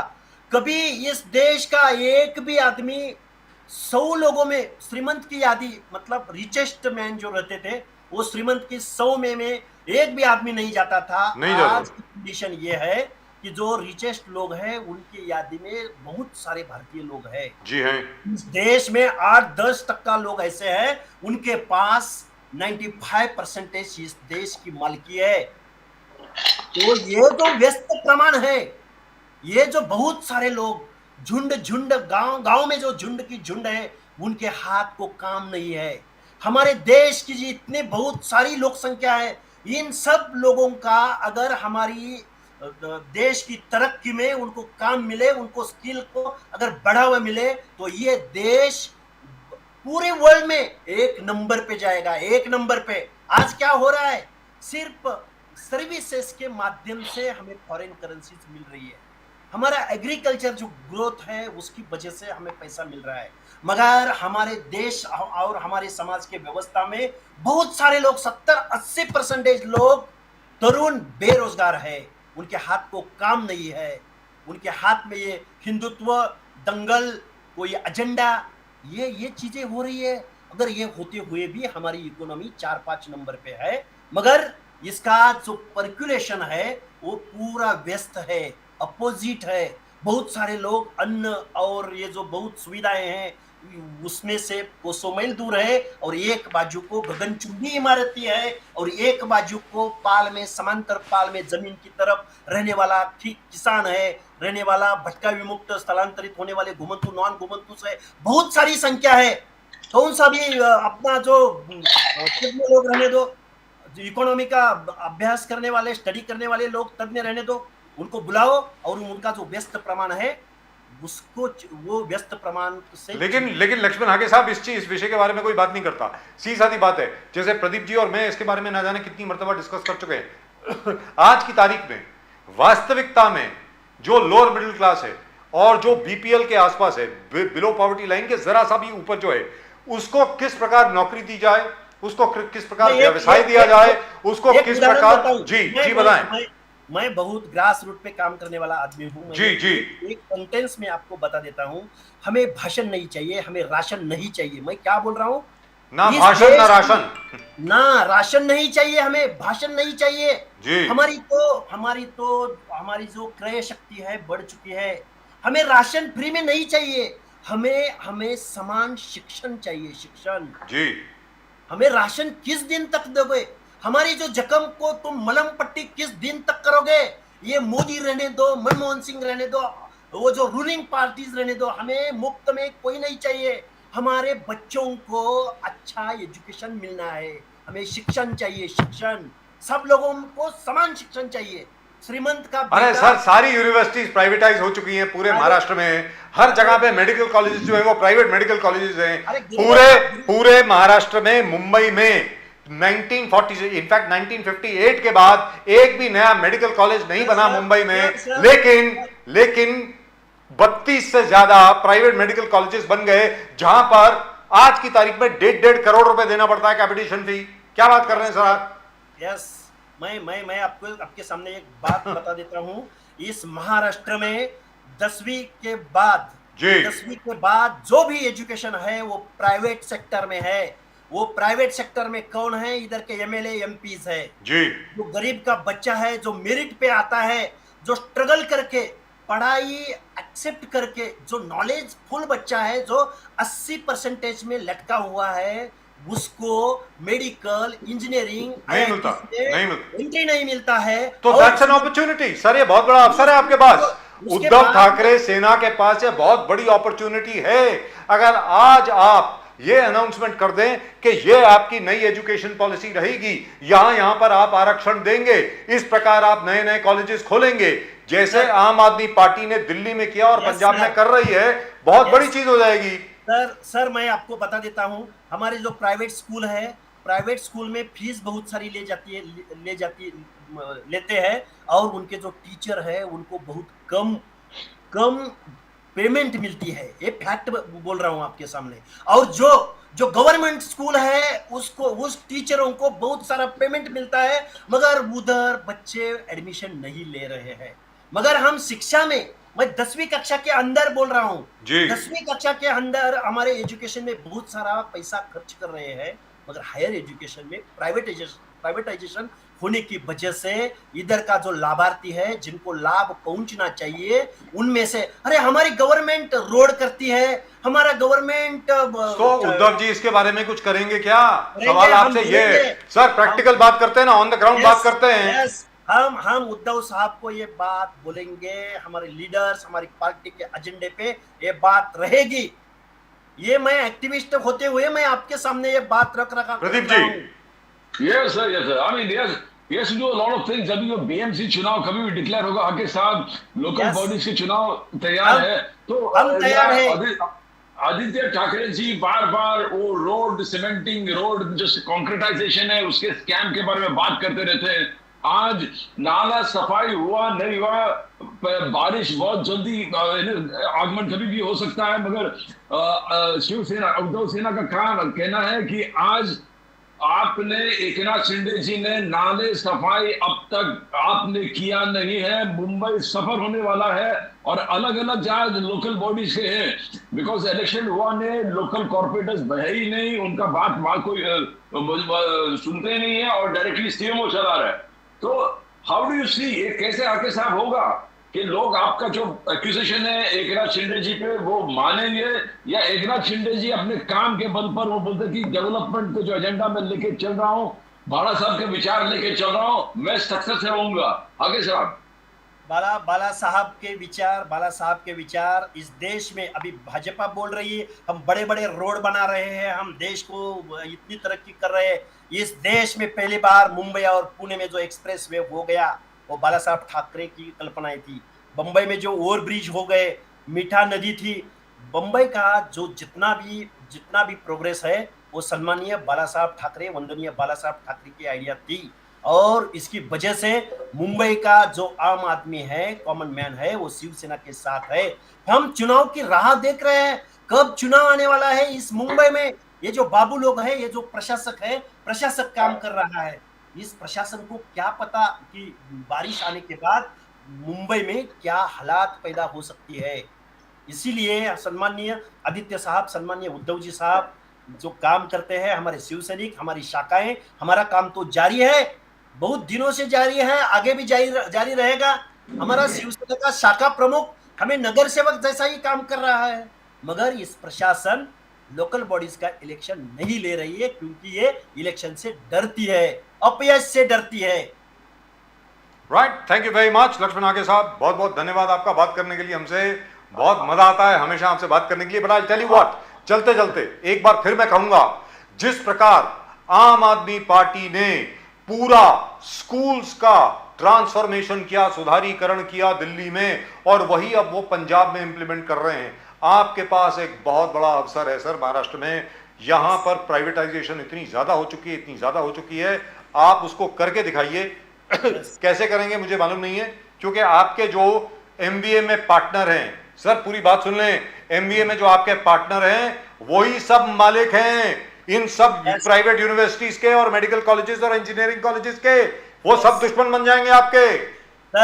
सर कॉमन मैन के लिए जिस दिन तक हम रिस्क नहीं उठाएंगे, उस दिन तक इस देश की तरक्की नहीं हो पाएगी। एक बार उद्धव जी से बात कर लें सर। 75 साल होने के बाद भी हम रास्ते ही बना रहे हैं, बेसिक सुविधाएं बना रहे हैं। अरे हम ये बेरोजगारों को हम क्या बोलूं मैं अभी इस देश की सिस्टम को, हम अन्न वस्त्र निवारा इसके आगे ही नहीं जा रहे।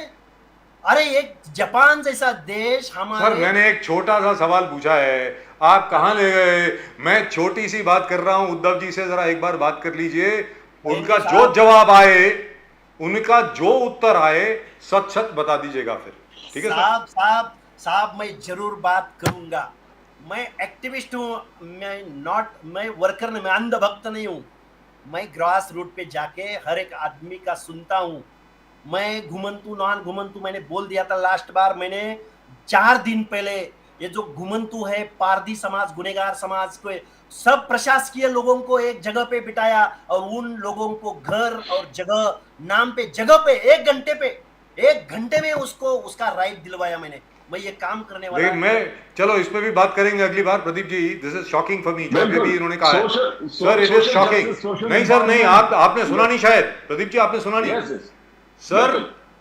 इन Maharashtra there is a definition of robber tribes even now, जो इन्होंने अभी बोला। बिल्कुल सर, गुनेगार समाज, not done, this is not done even after 75 years. नहीं, आज इन लोगों को पहली में भी एडमिशन लेने वाले बच्चे नहीं है, स्कूल शाला भाई। मैं समझ गया सर, समझ गया। 75 साल के बाद भी आज भी we have robber tribes. Yes. This is and the official definition still stands.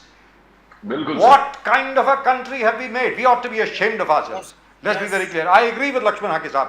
I am so proud of the fact that Lakshman Hake Saab has come on our show and the fact that he talks so truthfully, so frankly and so courageously. Thank you very much, sir. Namaskar, sir.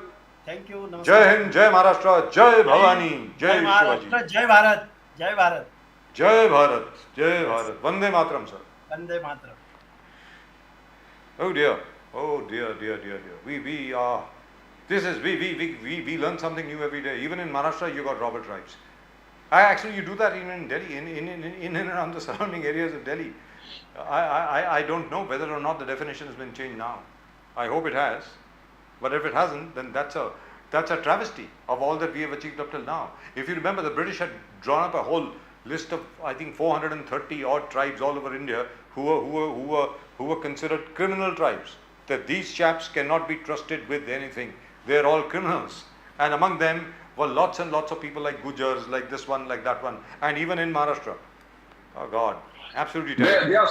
They are still identified with the crime that they used to perform probably centuries ago. Centuries ago. And were utilized by the local Rajwada. Bilkul, sir. Exactly. And if the state is still that and there is no improvement, the basic social standing and upliftment nahi hai, then democracy itself has failed. Yes, it has. Yes, it absolutely has. Absolutely terrible. Absolutely terrible. So what does BJP have to worry about anyway? I mean, come to think of it, if they project whatever they have got properly, except the only thing is that the Congress, there is a resurgence in the Congress. On that there is no doubt. Fact is, Bharat जोड़ो यात्रा part 2 Arunachal से लेके पोरबंदर तक राहुल गांधी जिस प्रकार बोल रहे हैं, और आज की तारीख में Pradeep ji, people are responding. सबसे बड़ी बात यह है, people are responding well to what Rahul Gandhi is saying. People are responding, और regional parties, BJP तो total hate, but regional parties जो है वो the existence of that itself will be under big, because जिस प्रकार से चल रहा है ऑर्गेनाइज तरीके से कांग्रेस अपना एजेंडा लेके जा रहे हैं, पुराने जितने भी उनके वोट शेयर था, वोट बैंक थे, मुसलमान, ओबीसी, दलित, SC ST, अल्पसंख्यक, इन सबको अपने तरफ खींचने के लिए कुछ भी कहो आप sir, they are working absolutely. They are working hard. On that there is no doubt. And they are working to a plan, and the rank and file is responding. And whatever Rahul Gandhi says, the entire rank and file responds in similar manner. They've got their leader. Pradeep ji, yes, finally, Congress workers have got a leader. Exactly, and they're working to a daily plan, till 2024. That's right. The Congress is no longer being run by satraps. It is no longer being run by people who just say, "Bhai, theek hai, chunav aayega to dekhenge." Who come out of their homes maybe 1 month or 2 months before the elections, spread a lot of money around, spread a lot of other things around, see to it that some people don't go to vote, some people go to vote, and win the elections. Those times are gone. They've realized the BJP has now got a totally different equation in play at the moment. So if they have to fight the BJP, they have to do what the Congress used to do earlier. जो कांग्रेस पहले किया करती थी, हर एक के साथ touch में रहो, हर एक का काम करो, हर एक के लिए खड़े रहो. जो आज की तारीख में जो लक्ष्मण हाके जी बता रहे थे, जो जितने शिवसेना प्रमुख हैं अलग अलग जगह पर, जो शाखा प्रमुख जो है, नॉट शिवसेना प्रमुख, शाखा प्रमुख जो है अलग अलग जगह पर जो काम कर रहे हैं, उस किस्म का काम जब तक कांग्रेस के लोग नहीं करेंगे लोकल लेवल तक, जो आज कर रहे हैं जी, दुरुस्त बात. पूरे रैंक एंड फाइल एकदम ऊर्जा भरा हुआ है sir. They are full of energy, and the way they are working, And the point is, they have a plan. They have a plan in order. If you see the sequence, Rahul Gandhi बाहर जाता है, कुछ बोलता है, and entire एक international issue हो जाता है. International issue हो गया, उसका repercussion total we can find in India. पूरे देश में एक वातावरण बन जाता है. And not only that, now Pradeep ji, we've got something new. The people who played host to Rahul Gandhi in the US, now BJP is accusing them of lobbying very hard with the Joe Biden administration to try and see to it that the invitation extended to Prime Minister Modi should be cancelled. Not that they'll have any impact, but if that is true, that is bad. You can't do that. I mean, it is the Prime Minister of India. How can you do that? How can you even think of such a thing? At any point of time, there are various interests, and various interests are working in various directions. You don't know who is doing what, whose interest is there in US. I mean, things are working in a big way. And 2024, the entire thing is heated up. It's not going to be easy way for Mr. Modi. He has to fight it out, and the Congress is giving him a fantastic fight. Yes, the Congress is getting up. They're gearing up. They're organizing. They're doing well. And they've got their act together. Finally, they've got their act together. As I see it, they've got their act together and they're doing rather well. And a new political system will evolve where the regional parties will slowly diminish and will free the resurgence of the Congress, the Indian National Congress, to its fullest. Look, Pradeep ji, we will have an indication of all that to come in the 5 states that are going to polls now. Exactly. Now, it all depends upon how the regional parties will do at that time. You've got parties which are very closely entrenched in their various states. How are they going to do at that time? Now that I think will determine which way Indian politics is going to go. Whether or not the Congress will be willing to compromise with everybody, or will the Congress continue the way it is doing right now, and they are doing very well indeed. जहाँ तक कांग्रेस का सवाल है, आज की तारीख में जिस प्रकार कांग्रेस काम कर रही है वो काबिल तारीफ है. And I for one I am very enthused at the way the Congress has been functioning. Will they compromise with the regional parties? I don't know. As soon as Sir, at the momentum that they're going in, they are going to override. In fact, and they're growing exponentially. Pradeep ji, Yes. आज की तारीख में कांग्रेस की growth जो है exponential है साहब. It is not arithmetic growth, it is geometric growth. And the way they are growing, oh God, it's going to be very difficult for anyone to stand in his way. Right, at the moment with us from the Congress, we have Mr. Rakesh Shetty. Rakesh Shetty साहब नमस्कार. राकेश शेट्टी साहब नमस्कार. नमस्कार. नमस्कार. राजीव बजाज बोल रहा हूँ nation now से. मेरे साथ प्रदीप जी भी हैं, एडवोकेट प्रदीप नंबियार जी, जो इस वक्त हमारे स्टूडियो में नहीं है, कोलंबो में हैं. राकेश शेट्टी साहब, जिस प्रकार आज की तारीख में कांग्रेस काम कर रही है, जबरदस्त तरीके से काम कर रही है. हर जगह पे जो कांग्रेस को रिस्पॉन्स मिल रहा है वो काबिल तारीफ है, प्रशंसनीय है. इसके बारे में जरा बताएंगे, ये एक ट्रांसफॉर्मेशन कैसे हुआ सर, ये बदलाव कैसे आया?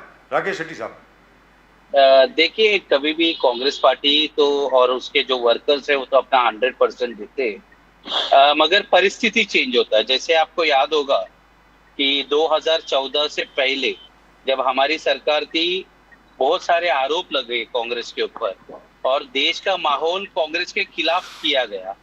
और धीरे धीरे जब फिर 2014 में मोदी जी आए, 19 में मोदी जी आए, और जो वादा भारतीय जनता पार्टी ने किया था लोगों से, लोगों ने ये एक्सपीरियंस किया कि ये पूरा नहीं कर रहे. वो सिर्फ उनका एजेंडा हिंदू एंड मुस्लिम के ऊपर है, उनका एजेंडा डिवाइड एंड रूल पे है. आप देखिए, इन्फ्लेशन ऑल पॉइंट हाई है. एम्प्लॉयमेंट का स्थिति देखिए आप देश में. इन्वेस्टमेंट जो एफडीआई के माध्यम से आने वाला था नहीं आ रहा है. आईटी सेक्टर में अगर आप देखोगे तो हजारों लोगों को नौकरियों से हाथ धोना पड़ रहा है. आज देश का जो स्थिति है, इसका फायदा हमें मिल रहा है. और मैं ये चाहता हूं कि कांग्रेस तो मेहनत कर रही है, मगर इसका पूरा का पूरा श्रेय आपको भारतीय जनता पार्टी को जाती है, बिकॉज वो काम नहीं कर रही. Very candid Pradeep ji. शेट्टी साहब, आज के तारीख में जयशंकर जो एक्सटर्नल अफेयर्स मिनिस्टर है, Smriti Irani are pointing fingers as Rahul Gandhi ki you are going out of the country and defaming the country, defaming the nation. Jaishankar बोल रहा है, there's national interest, there's collective interest, there is national loyalty, इस चीज का, हर चीज का मर्यादा पार करके इस देश को डिफेम कर रहा है. Smriti Irani saying you are sticking with those people. What about the Sikh anti-Sikh riots? What about the चारा घोटाला? What about the coal scam? आप मोहम्मद के दुकान के बारे में बात करते हो, मगर you have to answer these charges. Shetty साहब, what do you answer to Jaishankar ji and Smriti Irani's charge against Rahul Gandhi? See, I always say कि criticizing my national policy doesn't make me anti-national. हम लोग अगर देश की नीतियों का विरोध करते हैं, इसका मतलब हम देश के खिलाफ थोड़ी है. हम देश के हित की बात करते हैं. जहां तक जयशंकर जी वही है जिन्होंने ये कहा था कि चाइना बहुत बड़ी इकोनॉमी है, हमारी इकोनॉमी देश की उतनी बड़ी नहीं है, तो हम आपसे टक्कर नहीं ले सकते. याद करिए, इस देश के प्रधानमंत्री हमारे लाल बहादुर शास्त्री जी थे. वो 5.5 फुट के थे, मगर उनका पॉलिटिकल स्तर कितना ऊंचा था. पूरे देश को एक राह दिखाई और पाकिस्तान को और चाइना को मुंह तोड़ जवाब दिया इन्होंने. मेरा स्मृति ईरानी का जहां तक सवाल है, ये वही स्मृति ईरानी है जब पेट्रोल का भाव 60 या 70 रुपया था, सिलेंडर का भाव जब 400 रुपया था, तो सिलेंडर के अपने सर पे उठाकर सड़क को रास्ता रोको करती थी. आज सिलेंडर 900 से 1100 रुपया में आ गई. हमारा जो पेट्रोल और डीजल का भाव 100 के ऊपर हो गया. इनके मुंह से एक जबान तक बाहर नहीं निकाल रही है, क्योंकि ये लोग जो है, ये सभी के सभी भारतीय जनता पार्टी के जितने भी लीडर हैं, उनको मोदी और अमित शाह का जो ये राज है, इनके से डर लगता है. इनके खिलाफ, इनके पॉलिसी को क्रिटिसाइज करने को इनको घबराते ये लोग, और देश हित का बात नहीं करते. राहुल जी आज जो कर रहे, इंटरनेशनली जा रहे और वो बात कर रहे, और वो क्या बात कर रहे, वो यही बात कर रहे कि हर जाति धर्म के लोगों को समान अधिकार है और सबको साथ मिलकर देश को आगे बढ़ाने की बात कर रहे. अगर वो मोदी जी के नीतियों का क्रिटिसिज्म करेंगे, बिना क्रिटिसाइज किए आप देश को कैसे आगे ले जाएंगे? अगर सभी लोग शेट्टी साहब, भारतीय जनता पार्टी तो ये कहती है कि पिछले 9 साल की जैसी उनकी सरकार रही है, वैसी और कोई सरकार ही नहीं रही. इतनी जबरदस्त ग्रोथ, इतना जबरदस्त विकास, इतने ज्यादा लोगों को बेनिफिट देना आज तक कभी किसी सरकार ने नहीं किया. जितना मोदी सरकार ने किया है. शेट्टी साहब, देखिए, मैं कल वॉक पे गया था, तो कोई मुझे व्यक्ति मिला और उन्हें कहा कि देश जबरदस्त तरक्की कर रहा. तो मैंने कहा कि किसने बताया आपको ये? उन्होंने कहा मोदी जी बता रहे थे. तो उनका तारीफ वो खुद करते हैं. देश में अनएम्प्लॉयमेंट इतना ज्यादा है, इन्फ्लेशन इतना ज्यादा है. आप देखिए, आज महाराष्ट्र की मैं बात करता हूँ, ये युवाओं को एक दूसरे के खिलाफ लड़ाने का काम कर रहे हैं. आप मुझे ये बताइए, कांग्रेस की नीतियों का ये जो लोग खिलाफ कर रहे हैं, मैं एक ही पॉइंट रखता हूँ. आज माइक्रोसॉफ्ट का सीईओ हो, गूगल का सीईओ हो, ये सब इंडियंस है. क्या I think we seem to have lost Mr. Shetty over there. Pandit Jawaharlal Nehru या इंदिरा जी या हमारे नरसिम्हा राव जी अगर वो हिंदू मुस्लिम करते, तो मैं ये कह रहा था सर कि जी बताएं. हम तो इंडियन है. माइक्रोसॉफ्ट का sir, Microsoft and Google CEOs are all Indians. Microsoft क्यों इतने बड़े पद? आपको वॉइस आ रही है सर? आ रही है, बिल्कुल आ रही है. बोलिए. तो ये सब लोग कैसे? क्योंकि जवाहरलाल नेहरू जी ने आईआईटी और आईआईएम का नींव रखा जी. उन्होंने अपॉर्चुनिटी दिया. देश में बड़े पैमाने पे इंजीनियरिंग कॉलेजेस बनाए गए. इसलिए 2014 से पहले देश में सबसे ज्यादा इंजीनियरिंग और मेडिकल के डॉक्टर्स हमारे देश में, और ये 2014 की पहले की बात बता रहा हूँ. तो उन्होंने उस चीज का नींव रखा, इसलिए तो ये लोग माइक्रोसॉफ्ट और गूगल के सीईओ बन पाए. अगर ये नहीं रखते तो कैसे बन जाते? इसलिए मैं कहता हूँ कि जो भारत के और हमारे देश के युवाओं को आप प्रॉपर एजुकेशन दीजिए, उनको आगे बढ़ने का अपॉर्चुनिटी दीजिए, तो वो आगे बढ़ेंगे. अगर आप युवाओं को हिंदू मुस्लिम और बाकी मुद्दों पे लड़ाएंगे एक दूसरे से, तो ये देश आगे नहीं बढ़ेगा. तो आपके मुताबिक इन 9 सालों में भारतीय जनता पार्टी ने सिर्फ हिंदुओं और मुसलमानों के बीच में द्वेष पैदा करने का काम किया है. और कोई काम नहीं किया है? नहीं, उन्होंने और एक काम किया। ऐसे नहीं कि उन्होंने अच्छा काम नहीं किया। उन्होंने वो किसानों को हमेशा कहते थे कि आपको मैं सही दाम दूंगा। उन्होंने इस देश में पेट्रोल और डीजल को बहुत अच्छा दाम दिया। आप जी। देखिए 100 के ऊपर कर दिया उन्होंने। जी तो ये पहले नहीं होता था। ये अभी 100 रुपए के ऊपर है। और किसानों से बात करते थे और कहते थे कि वो मिनिमम वैल्यू उसका बढ़ाएंगे, minimum support price MSP double MSP. अभी देखिए एक साल कल एक मीटिंग हुआ जिसपे उन्होंने एक निर्णय लिया। तो मैं तो अभिनंदन देता हूं कि आप लोग ने अच्छा निर्णय लिया, मगर इलेक्शन के बराबर सामने आप ये निर्णय लेके आ रहे। 9 साल तक आप सो रहे थे इस मुद्दे पे। और किसानों की आमदन डबल करने वाली भी बात थी सर। बिल्कुल बिल्कुल। आज तक देखिए किसान का आत्महत्या अभी भी कर रहे हैं किसान। पूरे देश में देखिए कितना किसान हमारे सड़क पे दिल्ली पे आना पड़ता है। परसों के दिन भी अगर आपने देखा होगा कि हरियाणा के किसान दिल्ली में आए थे क्योंकि सनफ्लावर का जो बीज है उसका प्राइस नहीं दे पा रही है, इसलिए बहुत बड़ा आंदोलन हरियाणा में हुआ, दिल्ली के। और लाठीचार्ज किया गया भारतीय जनता पार्टी से ने ये लाठीचार्ज किया। जी जी।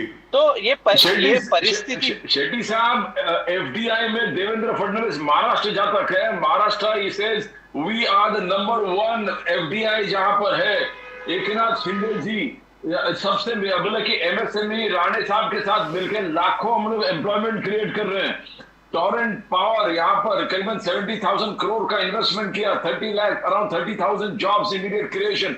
देवेंद्र फडणवीस जी का कहना कि we are the part of development. MBA was having लखवा। उन्होंने कहा कि एमबीए को पॉलिटिकल पैरालिसिस हो गया था, लखवा मार गया था और डिसीजन ले नहीं पा रहे थे एमबीए। और एमबीए सरकार डिसीजन नहीं ले पा रहे थे, ब्यूरोक्रेट्स भी फ्रीज हो गया था, उनको भी लखवा लग गया था। अभी 2.5 साल के बाद जो मेहनत देवेंद्र फडणवीस एकनाथ शिंदे कर रहे हैं, Maharashtra is reaching new height. Shetty साहब, how you going to negate that sir? देखिए प्रदीप जी, आपको भी पता है, आप जमीनी पत्रकार है। आज आप कनाडा में भले हो, हम आपको देखते हैं कि आपको मुंबई का सिचुएशन और महाराष्ट्र का सिचुएशन पता है। आपको याद होगा फॉक्सकॉन करके एक कंपनी पूना के पास पिंपरी में एमबीए के सारे टाइम में वो यहाँ पे प्लांट लगाने वाली थी और करीबन 1 लाख लोगों को नौकरी का वादा किया गया था। और उतना बड़ा उसका, क्योंकि आप जानते हैं कि वो लोग बहुत मेगा इन्वेस्टमेंट कर रहे थे। जिस तरह इमीडिएटली जैसा हमारी सरकार गई यहाँ से और एकनाथ शिंदे मुख्यमंत्री बने, आपको पता है ये प्रोजेक्ट को थापड़ तो गुजरात ट्रांसफर किया गया। और ये एक कंपनी नहीं है, अनेक इन्वेस्टमेंट जो मुंबई और महाराष्ट्र में आने वाली थी, इसको इन्होंने गुजरात भेजने का काम किया। और फॉक्सकॉन को ये बच्चा महाराष्ट्र का जानता है। अगर आप कितना भी टॉल क्लेम्स कर लीजिए, मगर जो सच्चाई है वो तो रहेगी। तो सर ये बताएं राकेश शेट्टी साहब, I know you are travelling right now, thank you so much for joining us even as you are in the car. Shetty साहब, भारत जोड़ो यात्रा पार्ट 1 में हम लोगों ने देखा किस प्रकार लोगों ने रिएक्ट किया, रिस्पॉन्ड किया राहुल गांधी जी के साथ। राहुल गांधी जी को हर एक कोई मिलना चाहता था, उनसे बात करना चाहता था, उनसे हाथ मिलाना चाहता था, लिहाजा the response was fantastic. Bharat जोड़ो यात्रा पार्ट 2 की तैयारियां हो गई हैं सर, क्या अभी चल रही हैं? नहीं, देखिए पार्ट 2 पार्ट 1 ऐसा नहीं है। भारत जोड़ो यात्रा एक संकल्प था राहुल जी का कि कन्याकुमारी से कश्मीर तक ये देश एक है, इसको जोड़ने की जरूरत है, क्योंकि नफरत का माहौल पूरे देश में बनाया गया। ये कोई भी चीज, जब कोई इंस्टीट्यूशंस, देश इतने प्यार और मोहब्बत बलिदान से बना है, इसको तोड़ने का अगर कोई काम कर रहा है तो हमारा ये फर्ज बनता है कि लोगों के बीच में जाए, उनको समझाए कि ये जात पात से कुछ नहीं होता। मेन मुद्दा एम्प्लॉयमेंट है, शिक्षा है। अगर समाज में शिक्षा और एम्प्लॉयमेंट मिल जाता है तो कोई ये हिंदू मुस्लिम का विवाद नहीं रहेगा, कोई ऊंची जात नीची जात ये भी विवाद नहीं रहेगा, खुशहाली रहेगी। इसका संकल्प लेके राहुल गांधी गए थे, इसलिए वो बार बार कहते हैं कि नफरत नहीं, मोहब्बत की दुकान खोलने आया हूं जी। But I believe he's starting another yatra from Arunachal to Porbandar on the 2nd of October. Is that correct? या ये एक यात्रा की बात हो रही है इसका फाइनल स्टेज पे है। इसका जैसा हमें कुछ पता चलता है जरूर आपके साथ साझा करें। Right, Rakesh Shetty Saab, thank you very much for talking to us. It's been a great pleasure talking to you and so nice और of you. और और जाने से पहले मैं बजाज सर, आप और प्रदीप जी को बहुत बहुत धन्यवाद देना चाहता हूं। और नेशनल मीडिया के एंकरों को ये सीखना चाहिए, जिस तरह बजाज साहब आप और प्रदीप जी शो कंडक्ट करते हैं, ये सही तरीका है। और इसी तरह दर्शकों को पता चलता है कि रियल इशू क्या है। बाकी बहुत सारे बड़े बड़े न्यूज चैनल्स जो उनका प्रेजेंस काफी बड़ा है, बट उनमें ये जो सेंस है कि दर्शकों के पास अपना करेक्ट खबर जाना चाहिए और किस सेंसेबल वे से जाना चाहिए, ये उदाहरण आप दोनों कर रहे। मुझे आकर बहुत बहुत खुशी हुई। धन्यवाद sir. Thank you very much. Vande Mataram, sir. Fantastic, sir. Rakesh Shetty Saab, thank you very Thank you. much. Thank you very much for joining us. So nice of you. Thank you. Lovely. That was very nice. So I think I told him you're in Colombo. He thought you are in Canada. Yes, yes. All right. If you were in Canada, then we'll be able to ask you exactly what's I happening. just reached Canada. So, but the Congress is doing well. On that, there is no doubt. But this is the first time I've heard somebody from the Congress saying that actually the BJP is responsible for the fact that we are doing well. So, which is not bad. Correct है ना sir. Polarisation जो votes हो गया, मुसलमान vote जो एक साथ कर्नाटका में चला गया, that is because of BJP. BJP thought that Janata Dal के पास जाएंगे, secular Devegowda the old man, but it never happened. और तो और छोड़िए, भारतीय जनता पार्टी के एक मंत्री और एक एमएलए साहब ने क्लियर कट बोला था, we don't need Muslim votes, ऐसा कहा था उन्होंने। बिल्कुल sir. And so the Muslim said thank you. So that's it. Rahul Gandhi जो मेहनत कर रहा है sir, I mean I am telling you it is going to end. Rahul Gandhi ji के साथ जो पूरे ऑर्गेनाइजेशन एक वन यूनिट की तरह फाइट कर रहा है, चाहे वो मल्लिकार्जुन खड़गे है, चाहे वो जयराम रमेश हो या वेणुगोपाल हो, everybody is working as a one unit. So what happens? I mean, I just a thought. What happens to the Bharatiya Janata Party's old program of trying to get the Pasmanda Muslims towards themselves? They were succeeding, I thought. Azlaf और अशराफ की जो लड़ाई थी मुसलमानों में, the Ashraf are upper caste Muslims and the Azlaf are lower caste Muslims. I thought the Bharatiya Janata Party was making huge inroads in that direction. That seems to have fallen by the wayside. Pradeep ji. No, exactly. I mean, they are trying their best. Yogi Adityanath on his way, Shat Pratishat UP, 100% UP BJP. That is their target. And if he succeeds, then BJP succeeds. Because that's all right. But the only thing is, I'm talking about the Muslim vote, and I thought the BJP had made huge inroads in the Muslim votes as well. But somehow or the other, because of their highly aggressive and militant attitude towards Muslim. So, some of the ministers saying that we don't need Muslim votes. How can you alienate, 24 crore people? You can't do that. जहाँ पर आप देखिए, जहाँ पर भी मोदी जी जाते हैं, वो बोलते हैं कि भाई मैं तो 141 करोड़ लोगों का प्रधानमंत्री हूँ, और यहीं पर आप लोग कह रहे हैं कि हमें मुसलमान वोट चाहिए ही नहीं। मतलब अजीबोगरीब मसला है ये तो। I mean, you're flying in the face of the Prime Minister. If you see Narendra Modi ji, Gujarat, when he was a Gujarat CM, he used to talk about the whole Gujarat as the whole of Gujarat. That's right.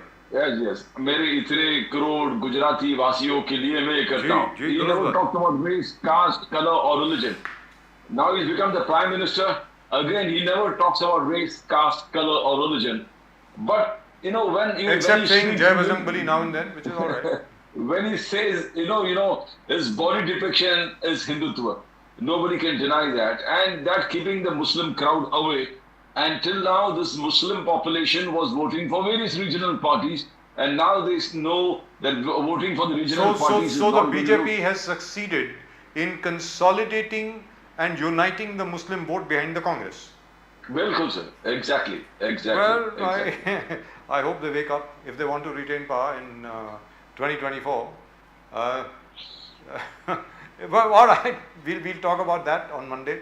But at the moment, let's take a look at some of the comments which have come in. Pradeep ji, let's take a look. देखते हैं कुछ comments आए हैं शायद. Let's take a look.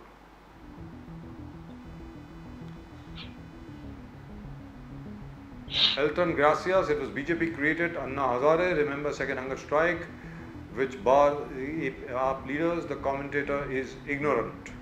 All right. Thank you very much. So you are telling people to be bold, so they're being bold. Yes. This is Sharad Prabhudas. Kejriwal is missing in Delhi. He's facing Sheesh Mahal, Liquor Gate.